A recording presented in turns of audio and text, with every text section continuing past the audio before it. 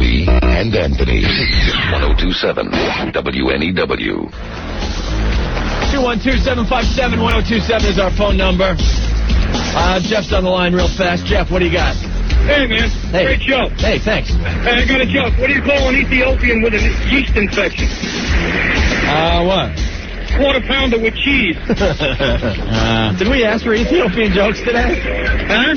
Very good. Thank you, Jeff. All right, thanks, man. All right, buddy. There he goes, Jeff. We're not going to be taking Ethiopian jokes all day, are we? No. I think that's the type of things they do on morning radio in the middle of Ohio or something. Wacky. So, Anthony, did you see Jay Moore on Politically Incorrect Friday? We finally got to see Jay Moore. Yeah. It was on Friday. No one knew when Jay was going to be on, so we all painfully watched Politically Incorrect every day last week. I watched it right up till when they announced who was going to be on. When I saw Jay wasn't going to be on, I tuned out because that show is a waste of time. Bill Maher is just a jerk-off. He's just not a nice guy. He doesn't like anyone outstaging him. Yeah. Doesn't like anyone that gets big laughs over him on the show. And he's horrible. He does that monologue at the beginning of the show. Well, on Friday, he did a monologue dressed as a gladiator. This thing was so freaking painful to watch. Yeah. It's not even funny. I mean, you and I, we're off the cuff trying to be funny. We know there are a lot of times we just don't hit the mark. We understand that. But Bill Maher, you know, this is all written beforehand, and doesn't he read the material and go, wait, this just isn't funny? I didn't even get half of the things he was trying to do. Was he trying to be John Rocker dressed as a gladiator? Like, was that kind of the premise of the bit, or I didn't even know. I don't know. And it was just awful, painful to sit through. It was horrible. And then he has this psychobabble. He doesn't know much about anything. And no, he's a holier than thou, because whatever his opinion is the right opinion. Yeah. Like everyone else can add in their 2 cents on the panel, but his is the right opinion to have. The most important. Yes. What a tool. Jay saved that show. Oh, without a doubt. On Friday, because, goddamn, he was funny. Yeah. But you could tell Bill Maher wasn't happy that Jay was getting all the laughs. No. But we have a couple okay terrific mentions from the show, Anthony. Yeah, Jay said he was going to do a few things on the show. Reference this show. Right. A couple of okay terrifics. And got it, man. Well, the first one, I guess they were talking about condoms. Yeah. And Jay came up with something that was pretty funny where, like, you know, no one's in a 4-year condom relationship. Yeah, yeah. You know, after a few times using the condom, you just go, all right. Oh, this chick's okay. Yeah, this chick's cool. You know? Yeah. Or she's from Minnesota. What can she possibly have? You know, Jay Moore, not a fan of condoms in general. So I guess we pick up the discussion in the middle of that. And check out for the okay terrific here. Like he said, now, a good game, man. No. Let's keep it you real. said after the 8th time. Now, let's keep it real. After you live with somebody, that's when you say, oh, she's cool. No. That's not what people are doing, though. He's right. People go, they use a condom. I don't think it's 8. I think it's once. 3 or 4. I think it's like they use it once and they go, well, I wouldn't. And then when she walks to the bathroom, you see her ass going in the bathroom, like, I don't have another condom, but look at that ass. You're like, okay, terrific. You got it, you know. Oh, it's like that, huh? Yeah, what's up, man? Right. I guess unless she's a black porn star named Velvet. Then you don't even wait 1 or 2 times. No, then you don't need condoms whatsoever because she's obviously safe. Coolio had some chops to him. Coolio, keep it real. I would love to get Coolio on the show. Keep it real. He's he was funnier than Bill Maher, and he's not even a comedian officially. Let's keep it real. No, when you live with somebody, it's like Coolio, but wait a minute, Coolio. That isn't the way it is. You know, Coolio's talking about the way maybe it should be. Yeah. But that's not the way it is. People aren't using condoms. All right, and then the second okay terrific, which was the highlight of the whole show because it worked perfectly, Anthony. Yeah. This is how you use okay terrific in a sentence, okay? Let's go to the tape here. I mentioned in our last segment, in the womb, premature, babies, that stuff. Interesting, there's a big study that came out this week that said, you know, they've had technological advances in recent years that have allowed these preemie babies, very premature, up to 14 weeks, to survive. And now they're finding that when they keep them alive by these heroic means, they grow up with incredible problems like cerebral palsy, autism, learning disabilities, blindness, deafness. you name it. And, you know, I just think that's playing God. People say the other way, you know, that if you stop a life, that you're playing God. But aren't you also playing God if you enable a life that apparently God never meant to happen? Well, if you go into labor, it's kind of meant to happen. No, I mean, if a woman goes into labor, it's coming out. But hold your applause. Don't all clap now. It'll screw up the timing. Okay, terrific. Yeah, no, that's right. Now, if God wants to kill it, God will kill it. But I mean... Okay, terrific. Oh, Bill Maher, what an idiot. Okay, terrific. Isn't that playing God? If you were born premature, you weren't supposed to be here. What an idiot. Yeah. I got 2 kids in my family that were born premature, and they're perfectly healthy and Well, fine. then Jay went into the whole thing of how he was born premature. Yeah, supposedly Jay Moore, when he was born, like his body could fit in his mom's hand. He was like a baby kangaroo when they're born and they have to crawl all hairless up into the pouch. Like have to make the journey from the vag to the pouch. Yeah. They're all blind, just crawling, looking for a teat. Looks like he was really premature. I think he said like 2.5 months premature. It was ridiculous. Like premature, yeah. His like lungs weren't working. He had pneumonia all the time. And there's Bill Maher saying that, you know, they shouldn't live. Ann and I just flat out hate Bill Maher. Hate him with a passion. I'd like to hit him in that big wall forehead of his. He thinks he's the funniest guy on TV. Funny yet knowledgeable, Opie. He's so smart. Craig Kilborn's funnier than him, and that's not saying much. Yeah. I think Jay needs to get back to the NyQuil because he was shaking and twitching like a crackhead in Harlem. Well, let me tell you something. Down in East Meadow. Let me tell you something. They caught the famous Jay Moore twitch on live TV. We see that in the studio all the time when he comes in to see us. All of a sudden, he'll just do that face.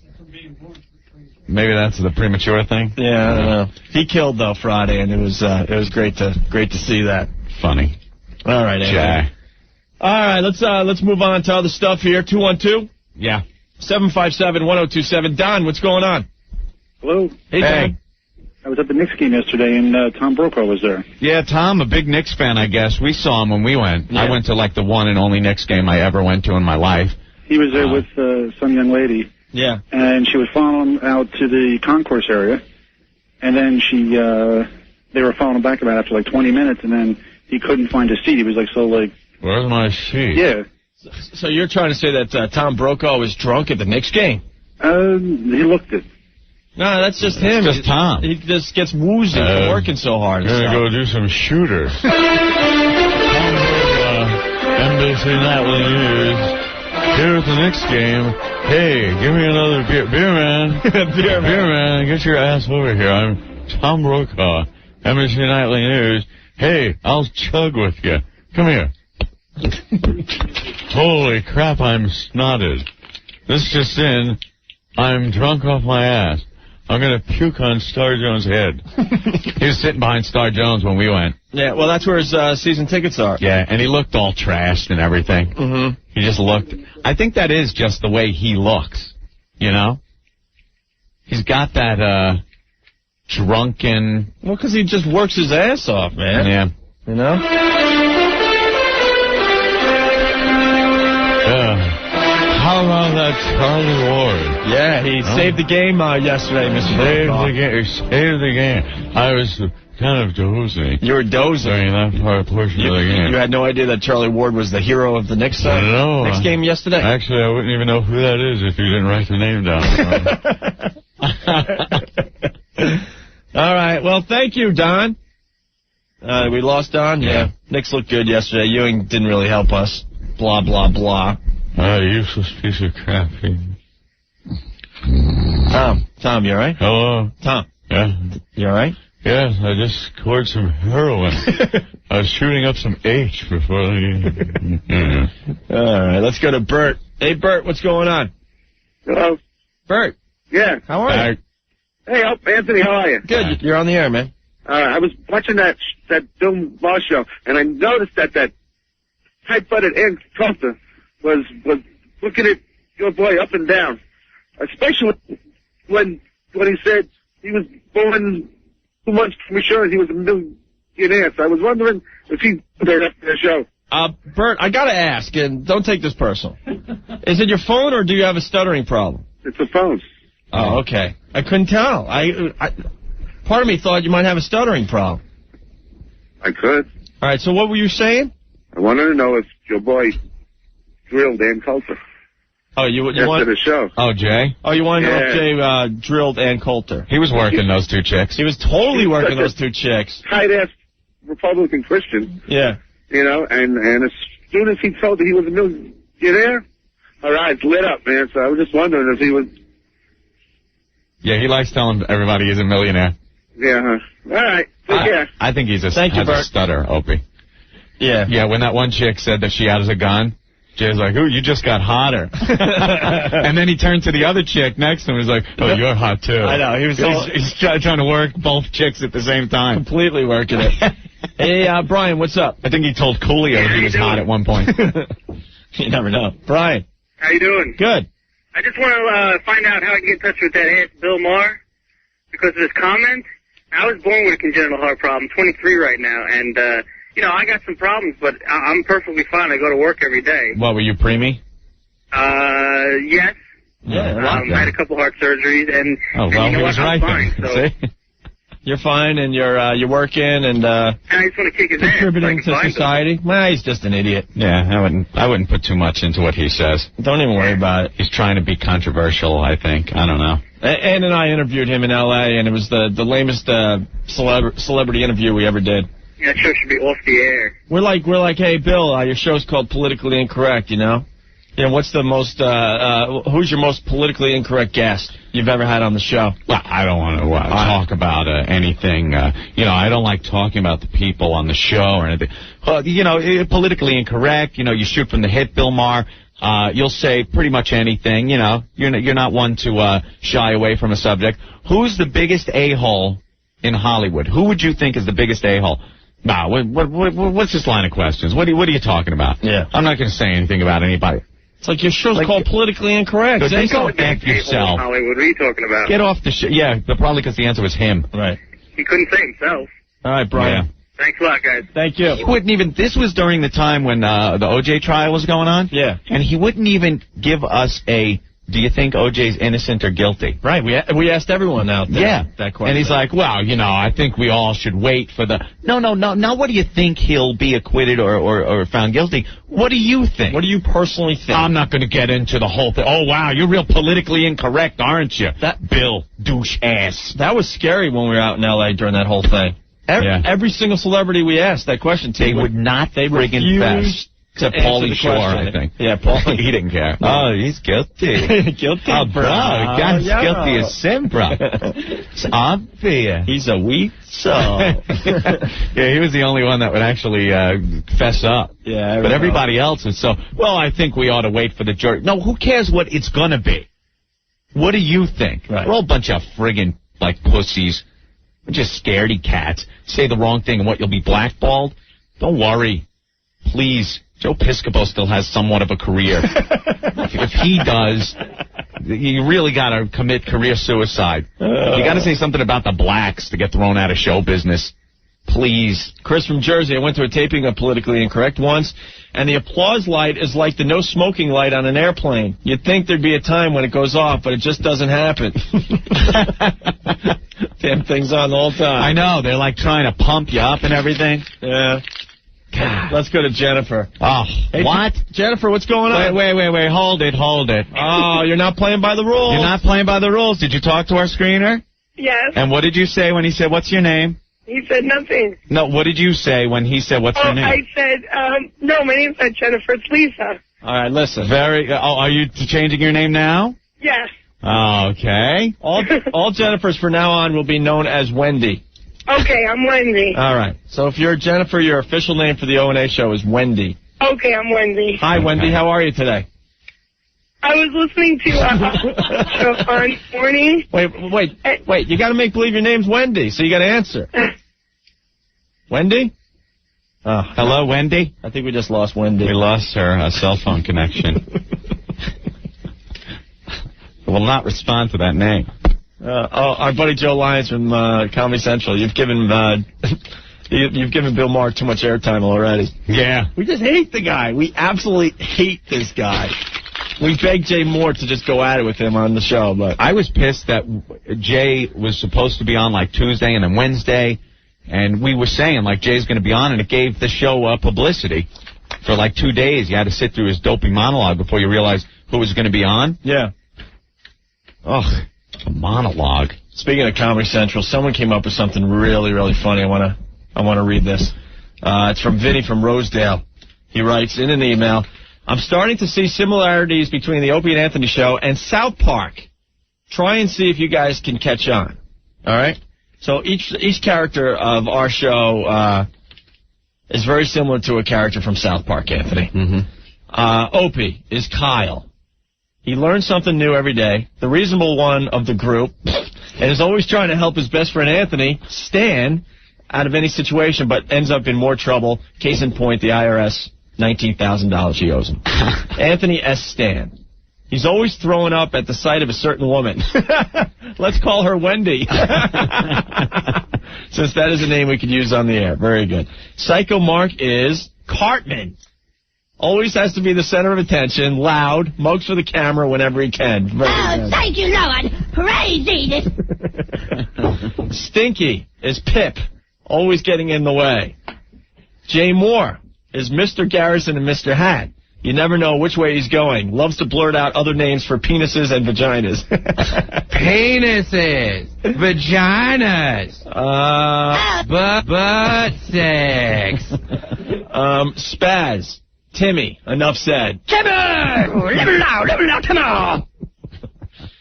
Dice is Chef, where all the words of wisdom come from. Mm-hmm. Jim Brewer is Mr. Mackey, Anthony. Yeah. Everyone knows Mackey has to be a closet stoner. That's good. Okay. And then Rick.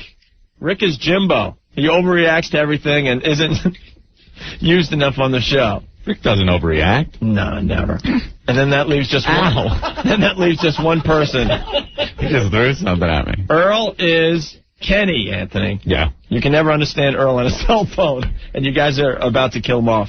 Very good. Hey, we're still not allowed to talk about the situation? Vinny from Rosedale. Rick?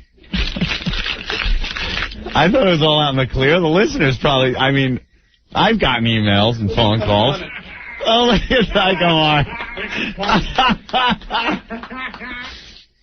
You know, remember that, O? Remember about how long ago was that now? 2 weeks? Let's take a break and we'll get something out of Rick, all right? Yeah, let's see if we could get through this without any outbursts or flying bathroom stall doors or anything. I can't believe this. Somebody actually asked on the New York radio message board if they had Opie's address on Long Island. Un-effing believable. That's great. When are you moving? Soon. Are you? Yeah, to be honest with you. Out of the tree house. I got to figure something out. The tree fort. Opie's house is like a tree fort. You ever go to Disney and go to the Swiss Family Robinson tree house? That's what I'm living in. And you're walking up the stairs. It's like wacky. All you need is mirrors, and that's a fun house. I live in the House of the Seven Gables. Yeah, there's one part of the house where you walk upstairs to go to this room, and you have to walk over a little bridge. It's like a stair bridge. They're for no apparent reason. And then you're back downstairs, and then you walk to the left, and there's a room. I think midgets... You can look out. Yeah. Yeah. Yeah, I think there's... I think midgets used to live in my... It's like some kind of wacky layout in there. All right, wait, this girl dated Bill Maher. Oh, really? Lori, what's up? Hi, how are you? Real good. I gotta tell you something. I've heard you guys a couple of times. I just moved back to New York. He's such a dick. I'm sorry, but I couldn't take it any longer. Bill Maher? Yeah, bad. Yeah. And he has these, I guess, you would think the producers are writing the material about people being born, prematurely. Yeah. I was born prematurely, and you know what? I think he was, severely. Now, you're saying you went out with Bill Maher? I went out with him 4 times. 4 times? Yeah, I couldn't take it. Where, out in California? Yep. What, did he, like, date you and stuff? Well, yeah. Oh, yeah? Hey, Lori, Bill Maher here. You want to go out tonight? I'm having flashbacks. They're bad. Yeah, I hear you guys... We'll go to Spago.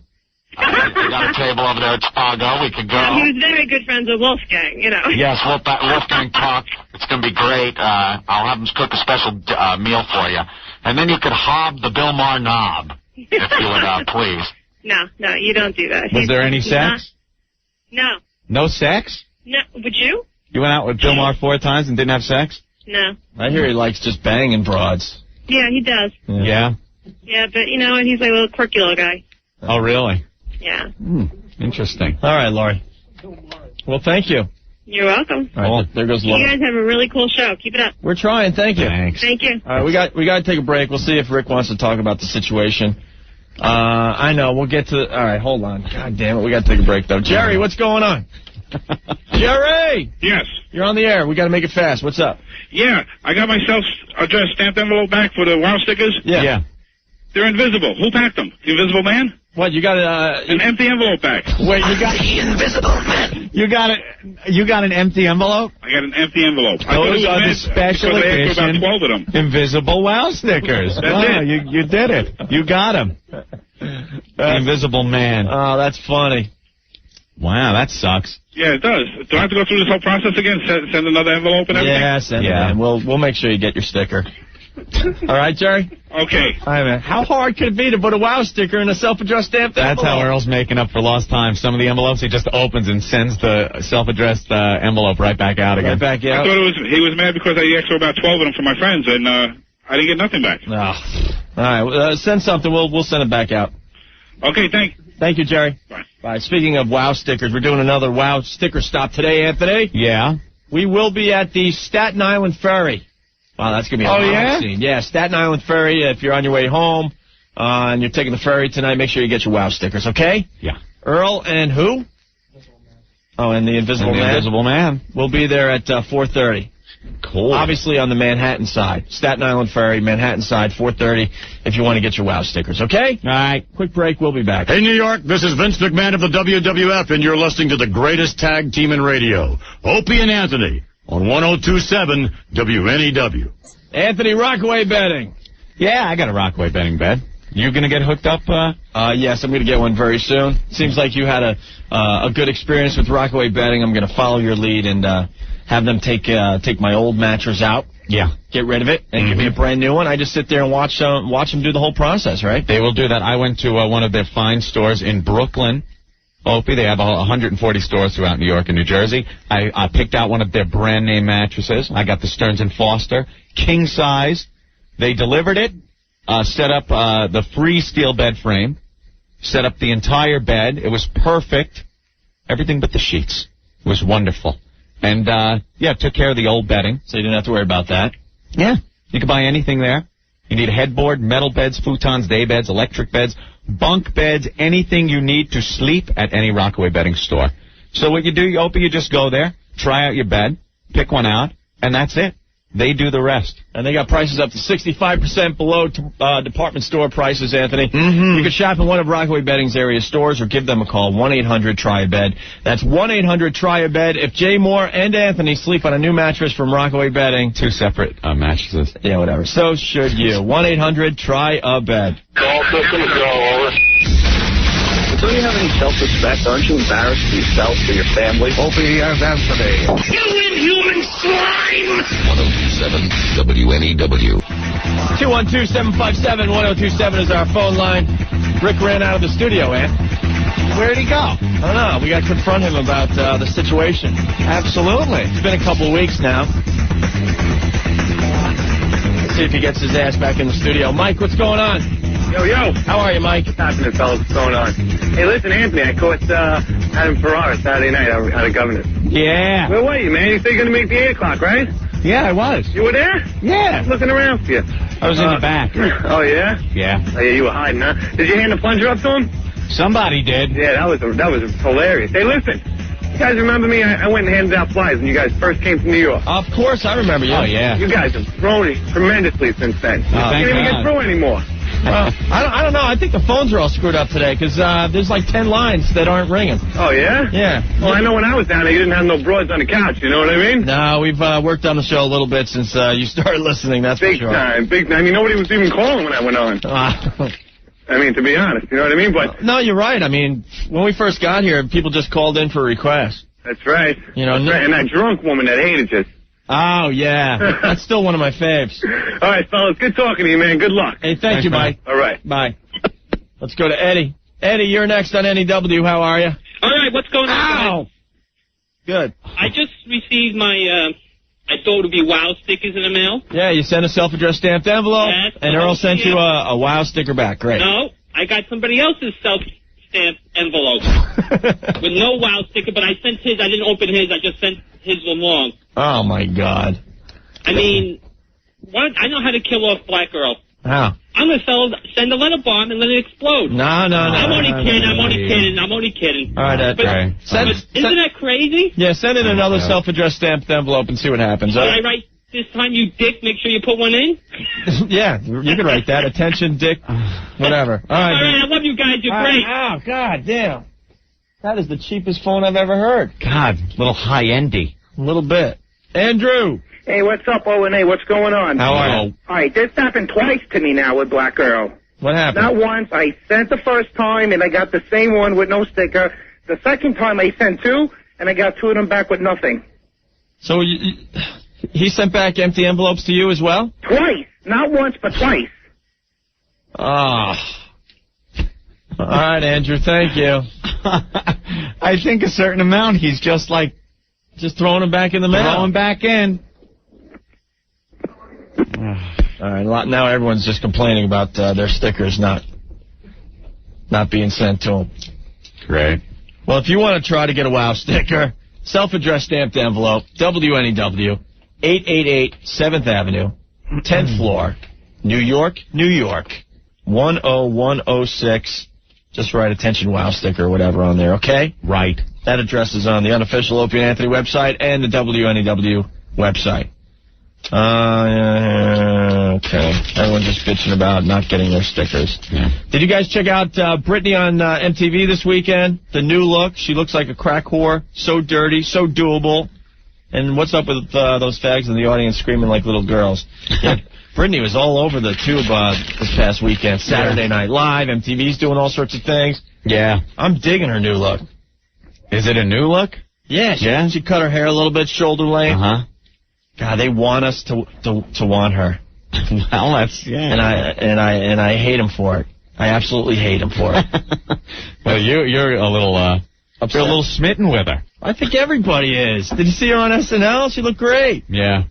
She looked great. You're not into the Britney Spears in? Yeah, you know, she's hot. But I mean, the music. Can you get past that? The whole image and everything? I don't watch her for the music. I want her to totally dirty herself up. I watch her for the cleavage shots, the mid-drift. Yeah. What is she saying about the lip syncing?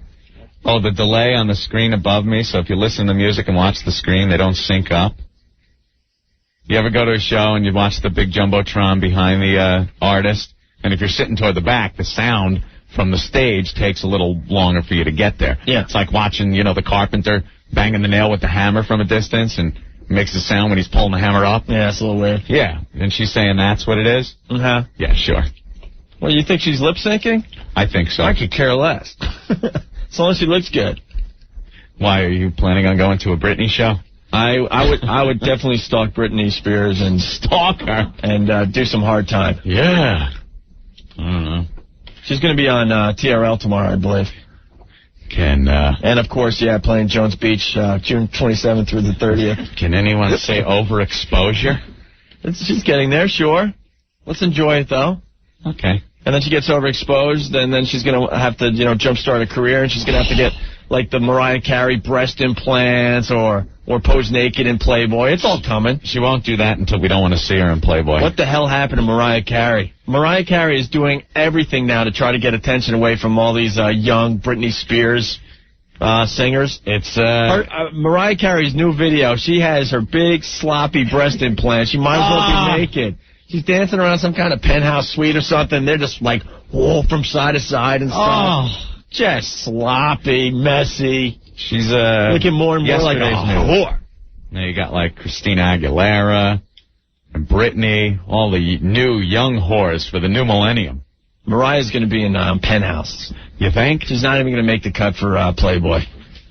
She's going to be in Penthouse. And she wants to doing be... a pea spread? Oh, she wants to be in those magazines. No way. You could just tell. Swank. Swank? Yeah, being like Swank or Cherry. Bigums? She's going to be in Bigums. She couldn't be in that one. No. They're not big enough. What was that? Christina Aguilera wrecked our prom. Teen pop star Christina Aguilera. Seniors at Augusta, Georgia High School were delighted when one of their students won a contest to bring Christina to their prom.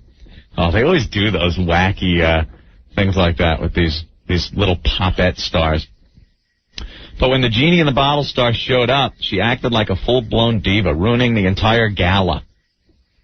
She performed only 2 songs, ordered a flunky into the crowd to remove any CDs of arch-rival Britney Spears, and virtually ignored Colin Shapiro, the youngster who won the contest.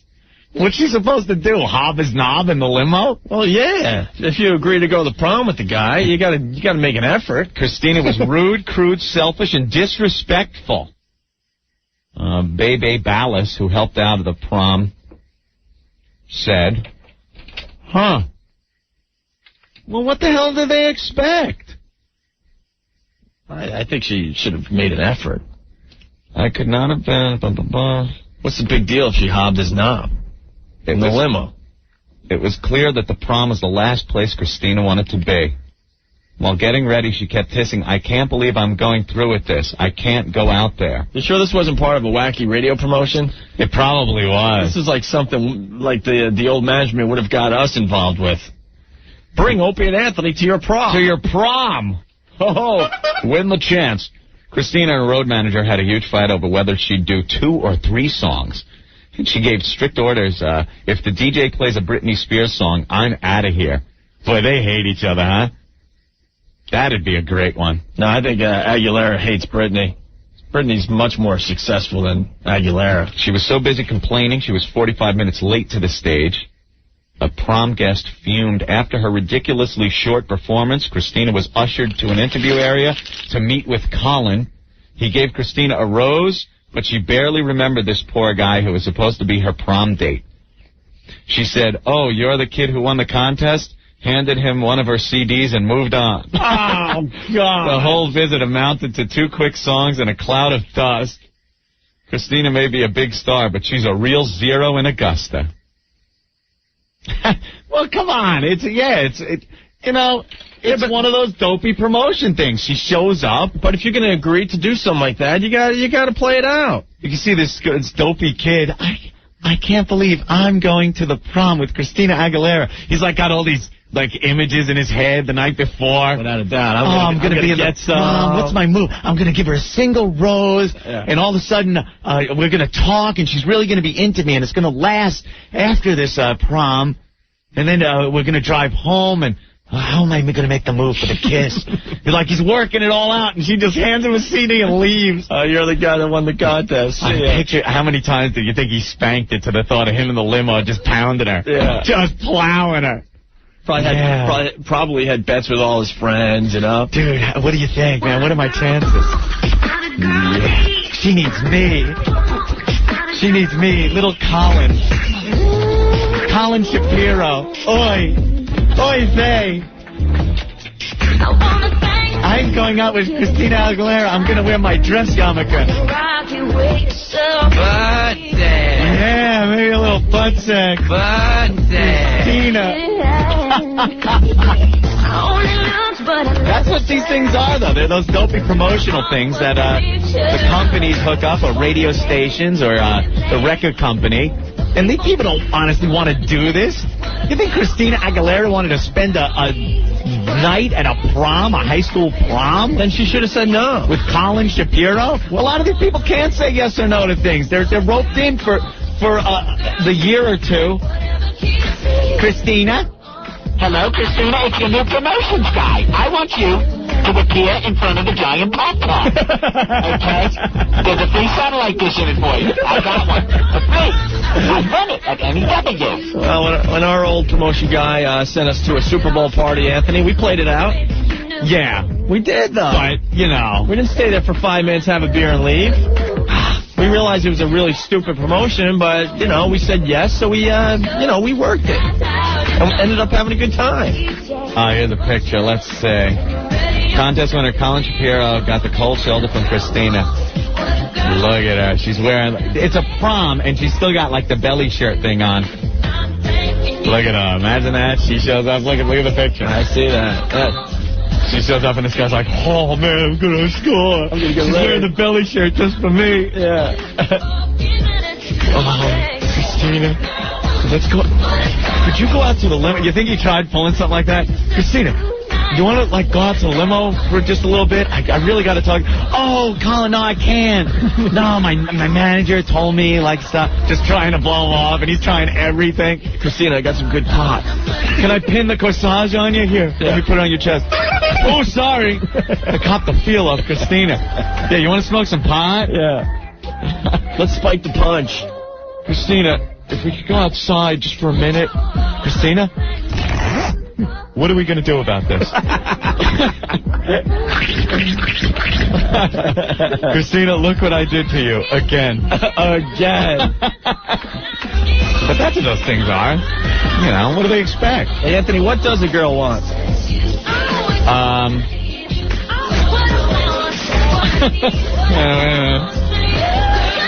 Penises. Yes. Penises. Yeah. Butts. Yeah. Butts. That's right. Yeah. All right. I was supposed to go out with her. I'm Colin Shapiro, damn it. Christina showed up and blew me off. Well, not in a good way. She just gave me a CD and left. I bought her a lovely corsage. I'm Colin Shapiro.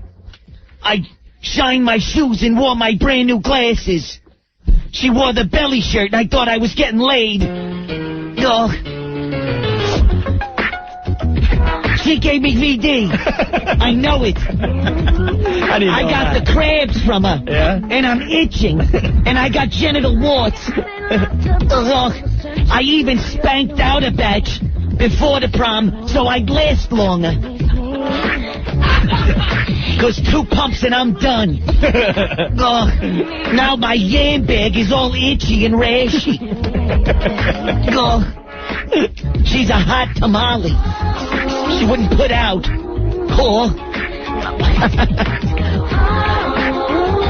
I shaved my yam bag for her. I made it all smooth. Didn't have a hair on it. Looked like a 9-year-old, like a clamshell. Like a Purdue oven stuffer.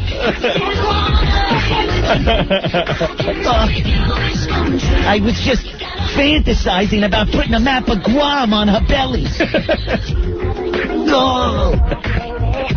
And she totally didn't pay attention to me.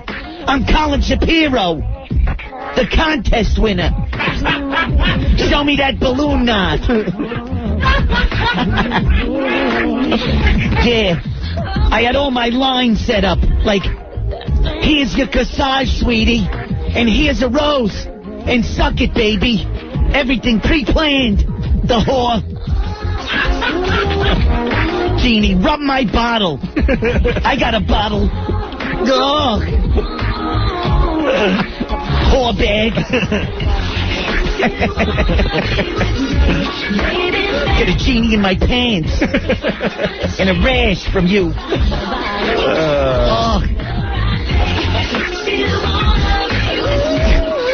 Where's Britney? So who's most likely to dance with the pole? Britney Spears or Aguilera? I don't know. This is almost shaping up to be one of those Debbie Gibson-Tiffany battles, where one will kind of have a career that will go on a couple of years longer than the other. Who really won that one? Well, you know, it was in the long run, neither emerged victorious. But at the time, It was definitely Debbie Gibson that won. Yeah. Because I think Tiffany was back in the malls, but working, at a Gap or something. After like a month. At an Orange Julius. Yeah. Hey, weren't you Tiffany? Shut up. What do you want? Large? Yeah, large like your ass. What happened? Did you see that Whatever Happened To show? Yeah. And they had Tiffany on there. I was like, oof. She was cute for 5 minutes. She just had that fiery red thatch. Looked like she was perpetually on the rag. Come on! Hey, Jeff, what's going on? Hey, guys. Hi. I found out, according to her website, that opposite was the guy who didn't want to be with her, the guy who was acting like... Oh, please. Any one of us would bang a teen slut. It's either that he's that the website's lying or he's gay, so... No, that's a crock of crap. Yeah. You're 17, 18, going to your prom with, like, a Christina Aguilera. You want action. Oh, definitely. You definitely want action. I mean, look at this guy. He's in his little tuxedo or his little suit. He's got Christina Aguilera in front of him. What, you think he's just going to say... in a belly shirt? And I didn't want her. And we all know she goes. You can just tell she goes. Unless there's something wrong with him, then yeah, he would. She went out with, like, Fred Durst. she goes. Please. He does it all for the nookie. The nookie. Hey, Aunt, what? Yeah. That cookie's like a chocolate chip now. Hey, Aunt, what? And raggy and melted. Hey, Aunt, what does a girl want? Huh? What does a girl want? Half.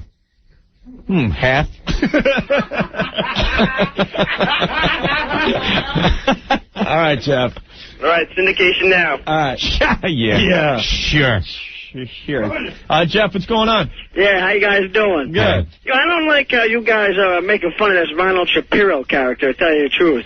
What, Colin Shapiro? Yeah, you guys... Colin Shapiro. Shapiro? To you, damn it. She gave me genital warts, and I had them burnt off with a laser. Oh, it's tearing the ass out of me. I'm dying over here. That's crazy, yo. I don't...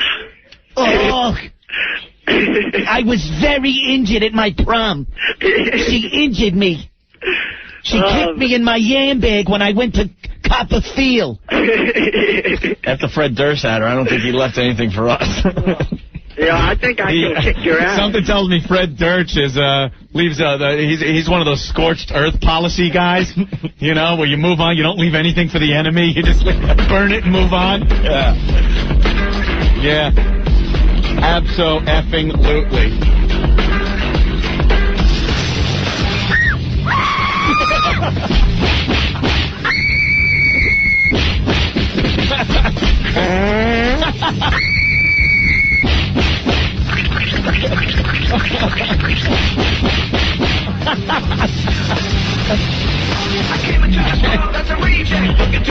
Butt sex.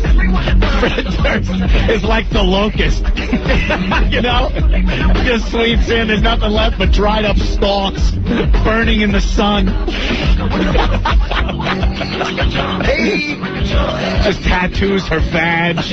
Fred Durst was here.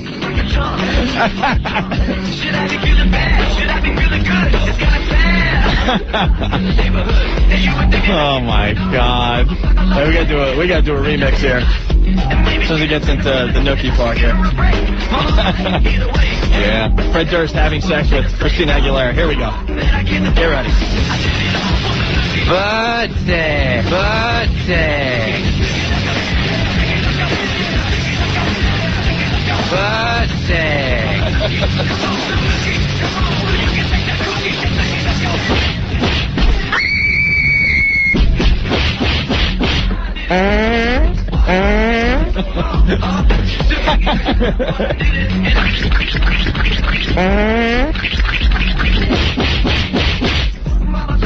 How'd you like to mow my lawn? Huh?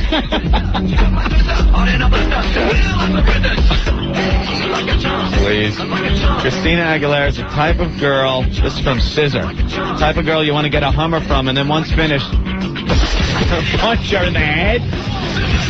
Oh my God.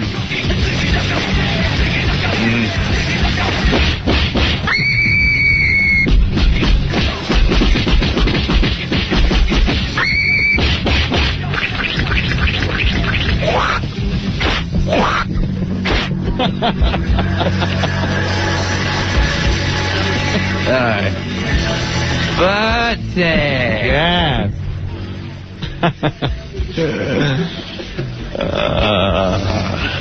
Uh-oh. You know, I like that Fred Durst, but I think he's a little too rough on the women.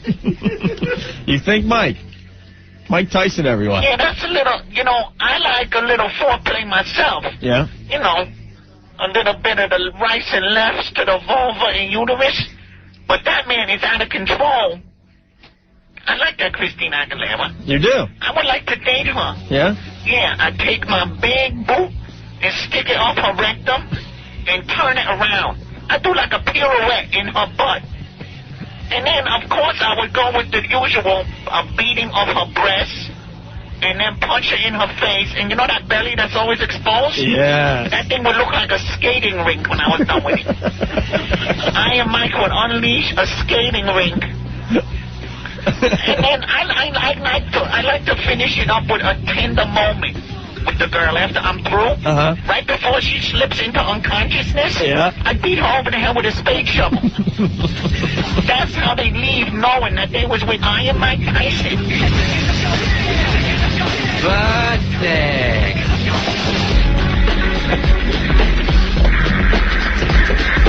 Jesus, man. Was she really with Fred Durst? Fred Durst says no, I believe. A lot of rumors. Carson? Supposedly, Carson got his knob hobbed. When is the devil supposed to come up and take Carson's soul? Is that happening sometime in the next few years? I don't know. When did he ink that deal in blood? He's a star. Jennifer Love Hewitt. He's a star, Anthony. Getting all the hot women in Hollywood. Think he TF'd her? Jennifer Love Hewitt? Are you jealous? Because there was a time you liked her. Yeah. Yeah. Yeah, but you know, you got to look at every ad that was out for that I Know What You Did Last Summer movie. They just showed her breasts. And Carson, you know, to be able to walk around New York and see those posts and just go, yeah, I TF'd I TF'd those. You know? Again. Look what I did to you again. I'm splooging over here now. All right, and we got to take a break, so. Again? Yeah, again. We haven't broken in like 40 minutes here. We talked about Christina Aguilera today, Britney Spears. Christina, Hitler mustache, triangle, mohawk, wood floor. What do you think? She is wood floor all the way. Well, Britney Spears, very innocent, well-groomed triangle. You think? Oh, yeah. Only in Hollywood can you have somebody else do everything for you, even adjust your bra. Jennifer Love Hewitt gets a realignment while filming the movie Breakers at a downtown L.A. gas station. Yeah, look at that. Some chick is, like, tightening up her bra. She's got her shirt pulled up. How big do you have to be to get a realignment of your bra? Look at that belly on that chick. She could take 2 or 3 punches before she pukes, I bet you. All right, now we got to regroup. If you're heading to the Staten Island Ferry, we're going to be there today, giving out the brand new WOW stickers. Earl and the Invisible Man will be there at 4:30 on the Manhattan side. So pick up your WOW stickers, Staten Island Ferry, starting at 4:30. I hope Earl left already. All right, Ant, let's take a break. We'll be back. It's about as funny as a sinking school bus. I have a strong stomach. You guys made me blow chunks. Great! The grossest thing I've ever heard in my life. Oh, and my 2 new favorite whores. You guys are really horrible. Opie and Anthony. What a couple of asswipes. 1027 WNEW. All right, Anthony. One of these days we'll have it all figured out around here. Yeah. We've been announcing for the last 2 hours that we're doing a WOW sticker stop at the Staten Island Ferry on the Manhattan side.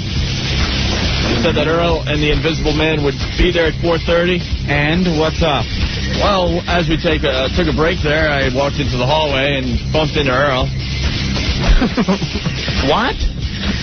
He hasn't left yet. Oh. We've only been talking about this for the last 2 hours, so. What's going on? Is he leaving now, Rick? He said Frustrated just having to think about a conversation with Earl. Go ahead. He talked about saying how he was thinking of leaving at 3:30, but then was told by someone to wait till people start leaving work, and he should probably leave about 4:45, but he wasn't sure what he should do. So why wouldn't he ask someone from our show? Because it's all about our radio show. I'm not sure what I'm supposed to do. And why would he leave at 4:45? Midtown is a complete nightmare at 4:45. Right. He wouldn't get there. And what else is he doing that he can't just leave at 2:30 and then hang out there all day? Like leaving in the heat of rush hour. So, I don't know. Screw it. If you're going to be on the Staten Island Ferry, you might get a WOW sticker. Look, why bother? Why even bother trying to do stuff? No one communicates with anyone. We're announcing for 2 hours that he's going to be there at 4:30. I walk in the hallway. He's hanging out. He's hanging out. And then he gets pissed when we ride him. Goes and cries and hides and stuff. Hides in the stairwell. Hides in the stairwell. Tears off bathroom stall doors. Oh, wait, no. That was Rick. Sorry.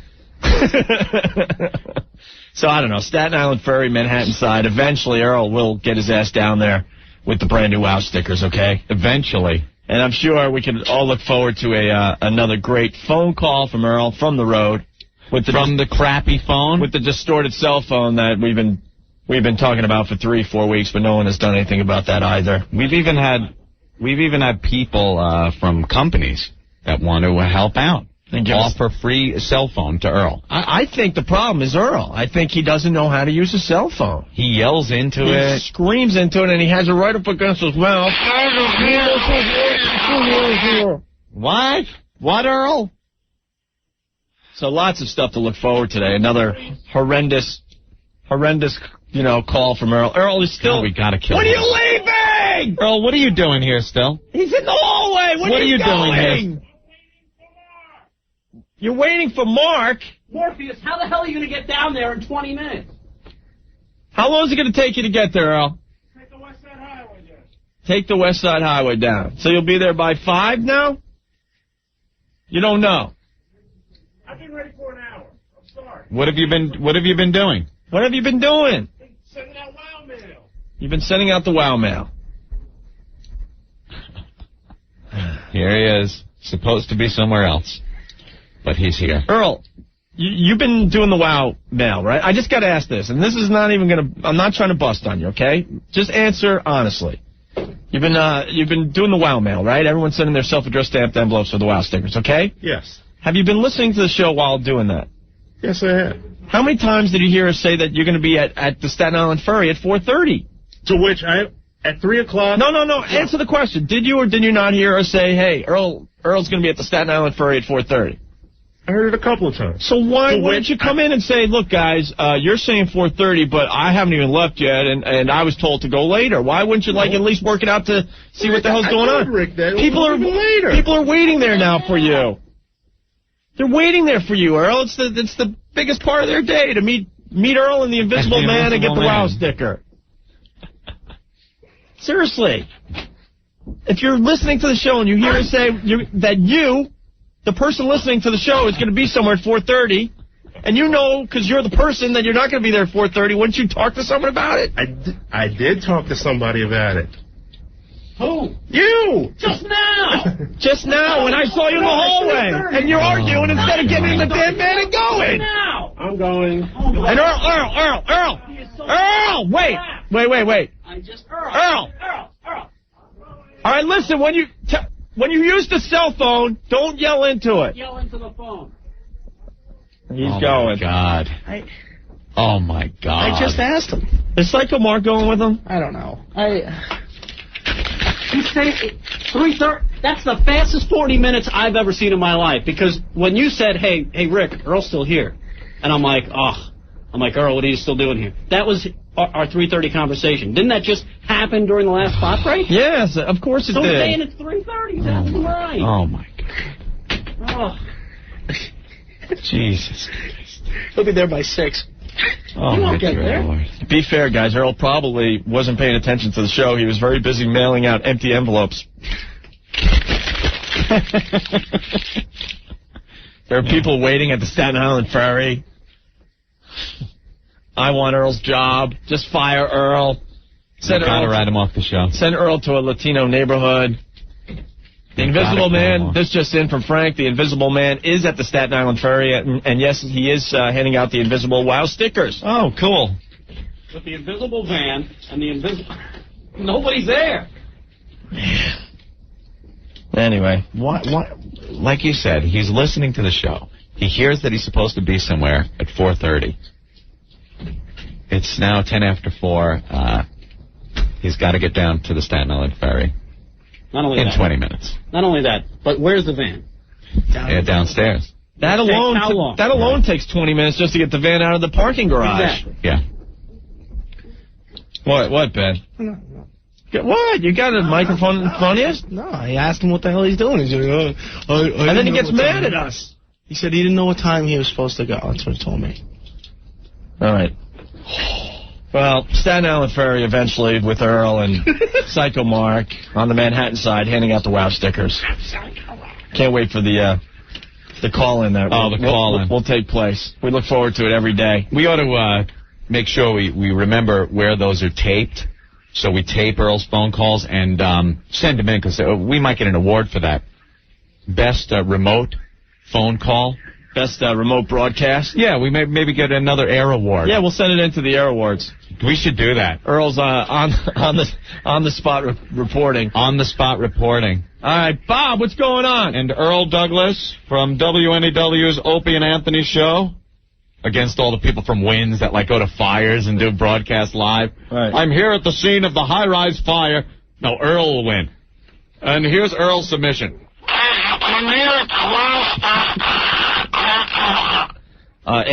Yeah. Earl's calling in. I don't know why. He just left the studio. Earl, where are you? I'm over here now. Okay, very good. He's over here now. So. Oh, help me! Help me! Help me! Somebody help me! Help me! Help me! Yes, Ben. I've been informed that Earl's real reason he hasn't left is because Mark is running late, and it's Mark's fault, I'm told. Ah, yes. That's what. Of course. Always someone else's fault around here. Pass the buck. Earl, what's the problem? Stop that. All right, Earl, a little pissed off. Oh, Lordy, Lord, he's desperate. Do what he say. Do what he say. Earl, what do you want on this wall? There's somebody. I'm talking to somebody that's at the Staten Island Ferry right now. Did you get a sticker? I got it from a Negro. Oh, maybe he is down there. Where'd you get it? I got it from a Negro. Hey, who's on the line? I'm the Invisible Man.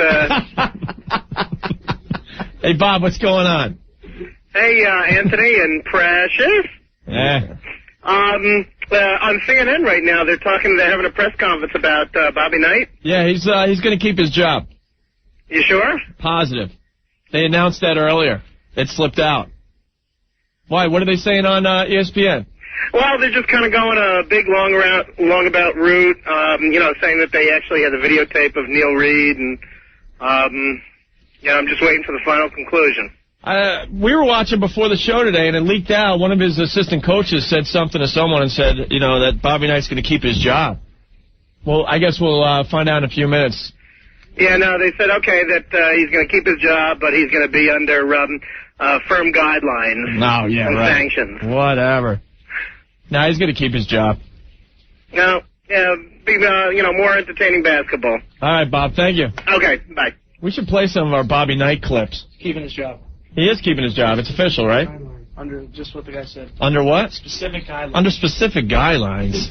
It's a slap on the wrist. They don't have the balls to fire him. They'll take a chair upside their head or something. or take some duty and shove it in their face. He's a madman. We got some great Bobby Knight clips, Anthony. Yeah. A few new ones. I collect Bobby Knight clips at this point. I see. Trade them with your friends. We'll play the best one last year, but let's start with Bobby Knight talking about fat officials. Fat officials. Fat officials? Yeah. He has a problem with fat college officials. You know, we got more fat-ass officials in college basketball with pants that are 2 sizes too small for them. And, I mean, they look like they're almost reformed prostitutes trying to make a comeback with how tight their pants are. It's amazing. You know, you see this big fat-ass guy out there, and you want to say, what are you wearing 36s for? God, why don't you get a pair of 42s? What could possibly start him on that tirade? He really is the best. He is the best. That's pretty funny. He's looking at the officials. Fat-ass officials. You think he's checking out their asses and stuff with the tight pants? And well, you know, the fat officials must really love him. Yeah, look at the yam bags in the front of their pants. Oh.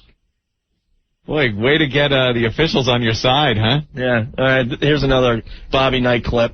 When my time on Earth is gone and my activities here are past, I want they bury me upside down and my critics can kiss my ass. Whoa. Well, he's got some issues. Oh, yeah, he does. Why is he so angry? Is there anybody know? He's obviously not getting laid.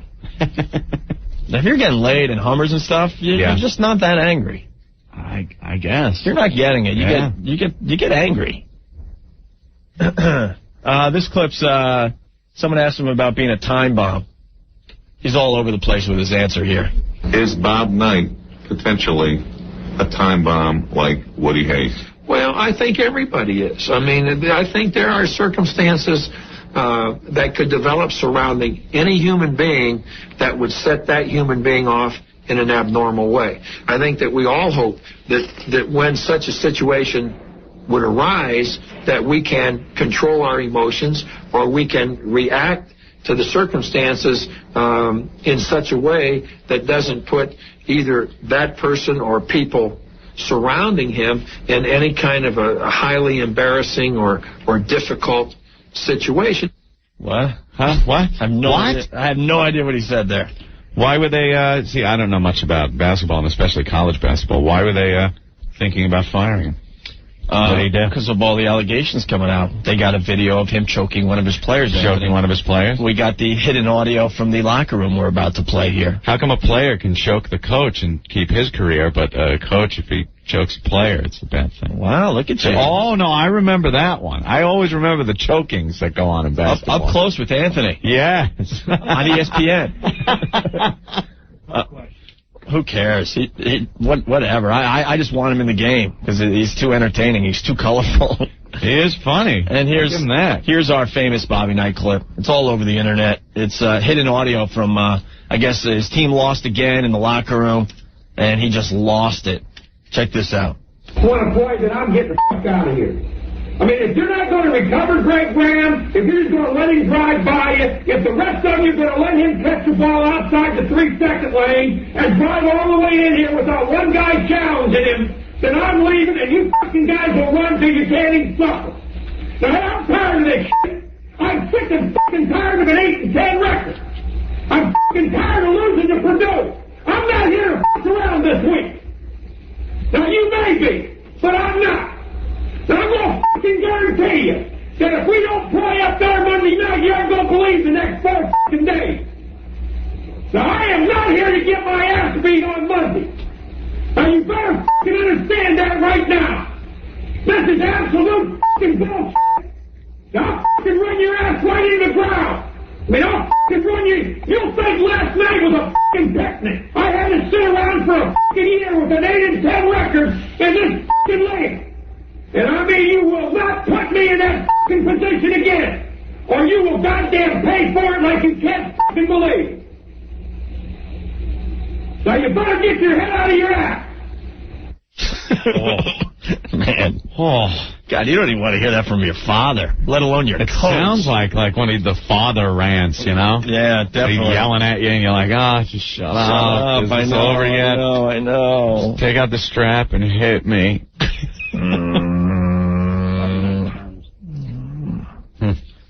All right, so, Anthony, this just in from Dean Wormer. Yeah. From Faber U. Bobby Knight is now on double secret probation. You're on double secret probation, mister. Yeah. But Bobby Knight's going to keep his job. That's what that whole press conference is about. choking somebody. And they got video of that? Yeah. Yeah. Was it during a game or? No, I think it was practice on that one. Yeah? Yeah. God, I want to see that. So. The president of the college is telling Bobby Knight that he's got to be nice to the press and the IU employees. If not, he will be terminated. That's the conditions of keeping his job. He's got to be nice to the press. Well, then he will. That ain't happening. He'll get fired. Guys, could you please play the Earl Weaver interview again? Yeah, we might as well. Earl Weaver, yeah. If we're playing the audio clips. This is actually Earl Weaver, the old Baltimore Orioles coach. I don't know. He did a segment on a local radio station called, I don't know, Coach's Corner or something like that. Yeah. And this is actual audio from one of those segments, Anthony. We'll play this as we go to break. Up next, don't go anywhere. Spaz came to us with another idea for the radio show. Yeah. This one is absolutely incredible. I think this one beats them all. We'll get into it next. Spaz comes to us from time to time. He types up ideas for the radio show. Yeah. You're just not going to believe what he wants to do for us, okay? All right. But here's Earl Weaver. Now, the Manager's Corner, with the thoughts and opinions of the American League's winningest manager, the Orioles' Earl Weaver. And now, to the Manager's Corner with Earl Weaver. Well, Bill Whitehouse, Earl, that certainly is an answer. From Frederick, Maryland, wants to know why you and the Orioles don't go out and get some more team speed. Team speed, for Christ's sake. You get some goddamn little fleas on the bases, getting picked off, trying to steal, getting thrown out, taking runs away from you. You get them big suckers that can hit the ball out of the ballpark and you can't make any goddamn mistake. Well, certainly this show is going to get out in history, Earl. Terry Elliott of Washington, D.C. wants to know why you don't use Terry Crowley as a designated hitter all the time. Well, Terry Crowley's lucky he's in baseball, for Christ's sake. He was released by the Cincinnati Reds. He was released by the goddamn Atlanta Braves. We saw that Terry Crowley could sit on his ass for 8 innings and enjoy watching a baseball game just like any other fan, and has the ability to get up there and break one open in the ninth. So if this sucker mind his own business and let me manage the team, we'd be a lot better off. Well, certainly you've made your opinions known on the fans' questions about baseball, Earl, but let's get to something else. Alice Sweet from Norfolk wants to know the best time to put in a tomato plant. Alice Sweet ought to be worried about where the her next lady's coming from, rather than where her next goddamn tomato plant's coming from. If she get her ass out to bars at night and go hustling around the goddamn street, she might get a stuck in her once in a while. I don't understand where these questions are coming from, Tom. That's about it for Manager's Corner. Go yourself and with your show coming up next on the Baltimore Oriole Baseball Network. The Opie and Anthony Show. Let me let you ladies in on something. Oral never gets old. Home of the Hummer. 1027 WNEW. Oh, boy. Earl's not still here, is he? Raj. My fault. What do you mean it's your fault? He's waiting for me. Why is he waiting for you? Because I'm supposed to go with him. Dude, we're supposed to be there at 4:30. If you have too much work to I'll be do, there in 2 minutes. if you have too much work to do, then he should have just gone without you. Yeah. That's how that should See, have if we're worked. telling everyone we're going to be somewhere at 4:30 and you guys don't leave till 4:30, that's a problem. Oh, boy. Oh, forget it. Oh, boy. Anthony, the Connecticut School of Broadcasting. Yes, Opie? It's almost the summer of 2000, and the world of communications is exploding with all kinds of opportunities in radio, television, the internet, and multimedia. Mm-hmm. We may have a bunch of opportunities right here on the Opie and Anthony Show very, very soon, but you're going to need some experience before you get your ass in the door here, Anthony. One way to do it is to call the Connecticut Schools of Broadcasting, the nation's oldest and largest group of broadcasting schools, at 1-800-TV-RADIO. At Connecticut Schools of Broadcasting, you'll learn by doing from radio and TV pros in a matter of months, not years. They've been around for 35 years, Anthony. They got thousands of grads in every facet of radio and TV, okay? You learn by doing at the Connecticut Schools of Broadcasting. Call 1-800-TV-RADIO today for I'm so pissed. Call 1-800-TV-RADIO today for Connecticut Schools of Broadcasting, Stratford, Connecticut campus with easy access from I-95 and the Merritt Parkway, or in the metropolitan area on Route 17 in Hasbrook Heights, New Jersey, just minutes from the GW Bridge or the Lincoln Tunnel End. For day and evening classes that begin in late June and summer sessions for students currently in high school, call Connecticut Schools of Broadcasting at 1-800-TV-RADIO. Call them now. That's 1-800-TV-RADIO. This is your announcer, Humongous Becker, saying, Opie, Opie, Opie, Opie, Opie, Opie, Anthony. We're obnoxious little assholes. 1027 WNEW.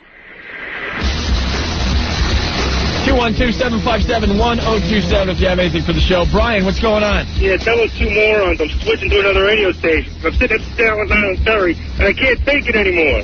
You're waiting at the Staten Island Ferry for the WOW stickers, right? Yes, I am. Well, we've just been informed that Earl still hasn't left. He's downstairs in the van waiting for Psycho Mark. He'll get there in 3 minutes, right? And now Psycho Mark is saying it's all his fault. Hire new people. All right, thank you, Brian. Bye.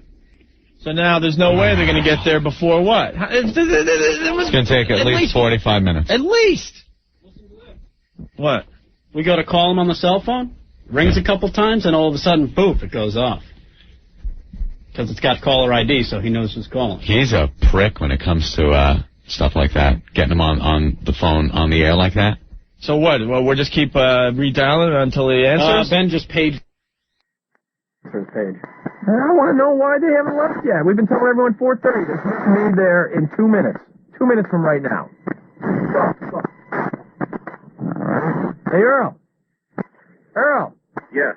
Where are you? Staten Island Ferry giving out stickers? We're on the road. We're on our way there. Oh, where are you, Earl? We just left. Just left. Like, where are you? Right now. Right at this second. I bet you're not even out of the garage. Oh, he hung up on us.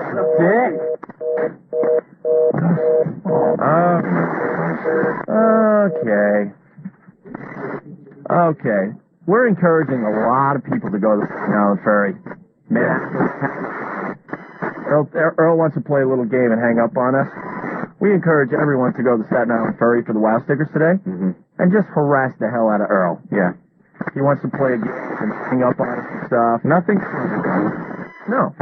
Just verbally lambast Earl for your WOW sticker. We're playing a new game on the Opie and Anthony show today. At the Staten Island Ferry, whenever they get there, it's going to be a while. It's a game called Make Black Earl Cry. Cry. Yeah. Make Earl Cry. Unlike Spaz, we're not charging. Oh, my God. What is he typing? What? Earl. Oh. Why are you hanging up on us? I didn't hang up on you. Oh, see, now he's pants on fire.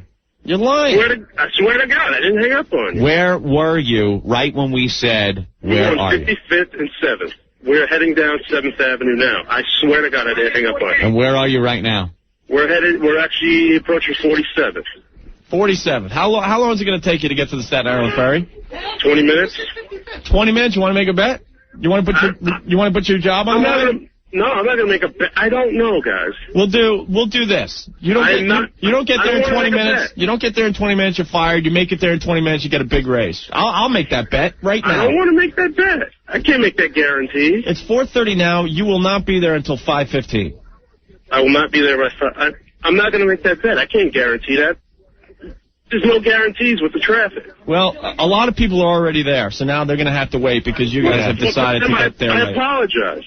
So. Yeah, all right, Earl. Have fun down there. But I swear to God, I didn't hang up on you guys. Have fun down there. Have fun for Make Black Earl Cry. Live from the Staten Island Ferry, Manhattan side. All right, Earl? And if anybody's going to be down there with a cell phone, please give us a call so we could hear the festivities on a good phone and one where the guy holding the phone won't hang up on us when he gets a little cranky. I didn't hang up on you.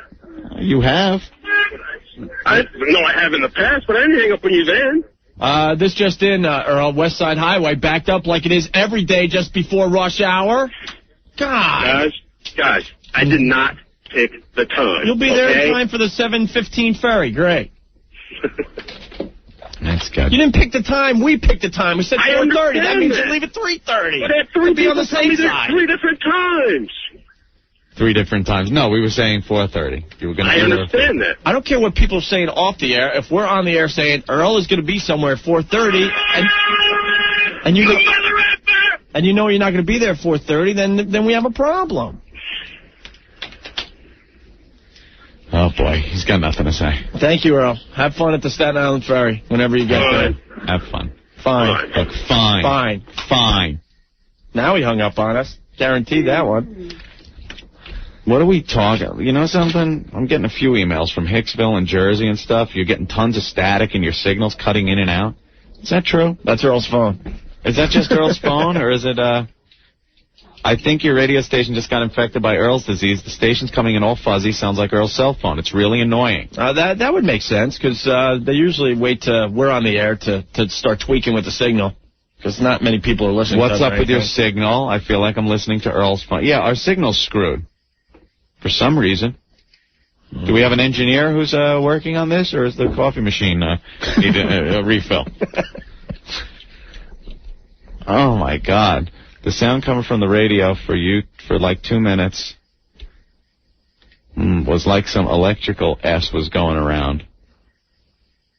Really? Is there like a storm or something coming up? I don't see anything outside.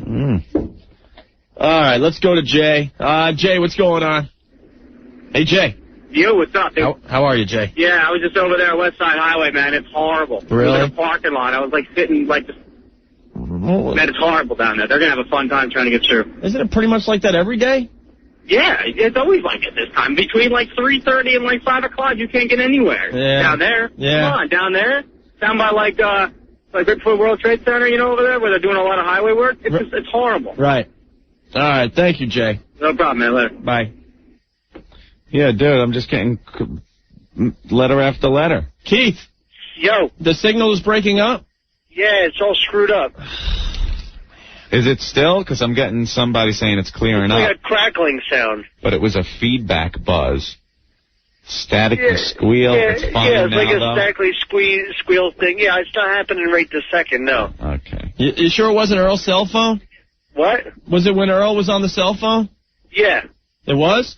Yeah, when Earl was on the cell phone, it was happening. Anna from Mount Vernon. Remember Gilligan's Island when Gilligan picked up radio signals on his teeth? Yeah. That's what you sounded like just before. Oh, good. Now, was it the Gilligan picking it up on his teeth, or was it the episode of The Partridge Family when Laurie had the braces and was picking up radio signals? Well, it happened in both shows. I know, but what did we sound more like? Oh. Thank God we weren't doing any of our A material there. Yeah. Thank God it wasn't like when Brewer was in or something. Yeah. All right, listen. I saw a giant mosquito gnawing at your antenna. Maybe that was it. Or we're broadcasting too close to cancer's live wires. All right, Ant, this is what we're going to do. Yeah. We're going to go to break, make sure our signal's okay. We're going to check with the engineers. We're going to come back with Spazz's idea for the show, which is just unbelievable. Yeah, this is, and then he's outside screaming, "It's a good idea." All right, well, when we talk about it. All right, I'll give you the idea, but then he writes up a whole one sheet about it, okay? Yeah, it's a proposal. But I'll read what Spazz's idea is, and I don't think anyone's going to change the station. Spaz wants to have a porno casting call. That's all I'm going to say. Porno casting call. We'll get into it next, okay? As we regroup here, why don't we give away some wrestling tickets? Make sure Spaz hangs up on all the people talking about the bad signal and all that. Winner receives a pair of tickets to see SmackDown Tuesday, August 8th at the Continental Arena. Before you can buy them, Anthony, tickets go on sale for this WWE event Saturday at 10 a.m. through Ticketmaster, but the 10th caller gets a pair. 212-757-1027. Opie and Anthony. 1027 WNEW. Anthony, Stacker 2, the world's strongest fat burner. Hey, Anthony, Stacker 2, the world's strongest fat burner. Hey, Anthony! Anthony! Stacker 2, the world's strongest fat burner. Does 3 things, doesn't it, Anthony? You got me. Your pal could have played another commercial, but, I said screw him. You screwed me, man. I screwed you, dude. I was taking a leak. You nailed me. Nothing worse than hearing that you're supposed to be on the air while you're there in the bathroom. You see who's outside, man? Who? Louise from Veruca Salt. Oh, I missed that. Wait a minute. An old friend. We'll talk to her next. Cool. And then we'll get to the Spaz thing as well. But right now it's Stacker 2, the world's strongest fat burner, Anthony. Mm-hmm. Well, yeah, it does the three things. It burns the fat, crushes the cravings to snack in between meals, and it gives you a boost of energy. A lot of people lately checking in about the boost of energy thing that Stacker 2 gives you. Yeah. I can't really read any of the email on the air because it's like, holy ass, it's better than speed. Whoa! And I don't think Stacker 2 wants us to be saying that on a daily basis, but... No. Obviously you can't. But that's one of the emails I read today. Yeah. Holy ass, it's better than speed. They get really pissed when we say that, but... Lisa's gonna kill you, man. I know she's gonna kill me. Well, I use the Stacker 2 when I'm petering out late in the day to give me that boost of energy, Anthony. Yeah. You know, I'm still able to function and stuff. I don't think it's that strong, but it definitely gives me a little boost. Boost energy, and if you had a weight problem, it would help you burn the fat, Opie. That's right. Stacker 2, the world's strongest fat burner. www.stacker2.com on the internet, or give them a call, 1-800-LIGHTLINE. That's 1-800-LITELINE. Stacker 2, the world's strongest fat burner. Our listeners have proven it works. Opie and Anthony. This is debauchery mania. Prostate exam for everyone. 1027 WNEW. It's the O&A show. We're going to get to Spazz's idea in a second here, but an old friend stopping by the studio. Hey, look at that. Wow, look at you. I got to give her a hug, Ann. How are you? Long time no see. Wow, the old Boston days. Of course, we're talking about Louise from Veruca Salt, Anthony. Hey, man. How you doing? This is my drummer, Jimmy. Hi, Jimmy. How are you? You're new to the band, right? Yes, I am. Yeah. The whole band changed there, Louise. I know. Well, we got to tell everyone about you. Yeah. The last time we saw you, we stole your underwear. Yeah. And we haven't talked to you since. You guys were, like they say in Boston, wicked pissed. You look very nice with my underwear on your head, Anthony. Yeah. And I think we should repeat this someday, don't you? Yeah, absolutely. Yeah, they were doing a show for us, and we talked her into giving us her underwear. Well, because we had a bet, and then we were going to auction the underwear off. But I guess it was a very important piece of underwear. It was. And it was perfect on my lovely behind. Yes. And I needed that underwear. It was a key staple underwear piece. Yeah, so then we had to send some guy from the station all the way out where we were.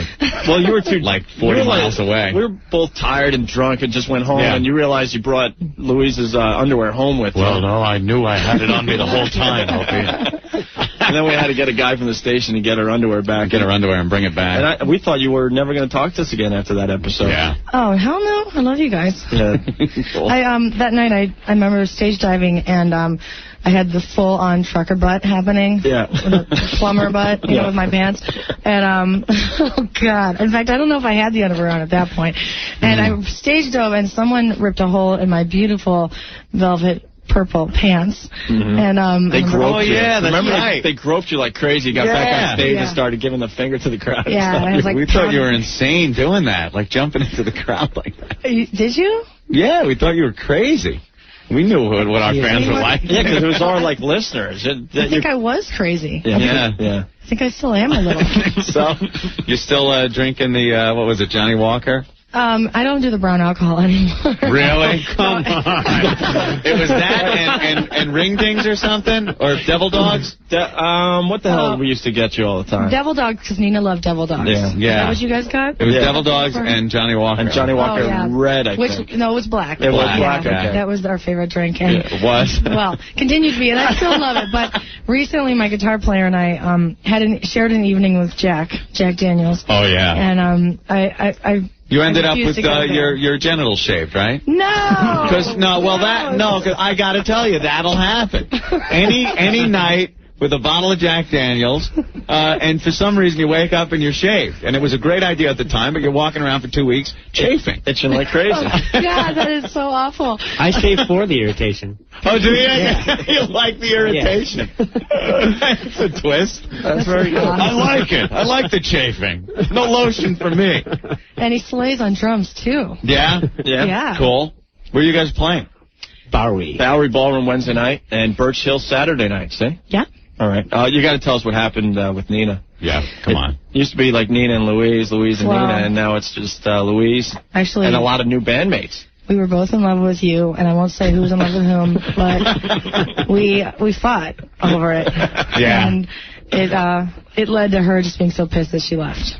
That must be the Aunt and I, story.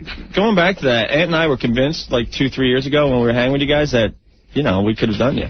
We could have, yeah. We thought maybe we were kind of delusional and thought maybe we had a shot or something. Yeah. I don't know. We were thinking you guys were shy, and we were going to do you. Really? See, that would have been cool. Where were we? We were in the dressing room? Fleet Center. Was that Fleet Center or somewhere else? No, Fleet Center in front of like 20,000 people. They dedicated a song to us and everything. Yeah, that was cool. And Aunt and I are in the audience like, dude, I think we could get some action. You guys are getting a little overzealous there. I think we were. We were like in the Bruins the Bruins dressing room. Yeah. The hockey team, right? And there was like the little back area that was curtained off. And me and Opie like, we could get them back there, man. We had a whole scenario. Take showers. You guys are sleazing out. Well, the problem was we had to get rid of a girlfriend and a wife. We would have been all right. And then everything would have been fine. Yeah. We got a little Johnny Walker Black, and we're showering. Right.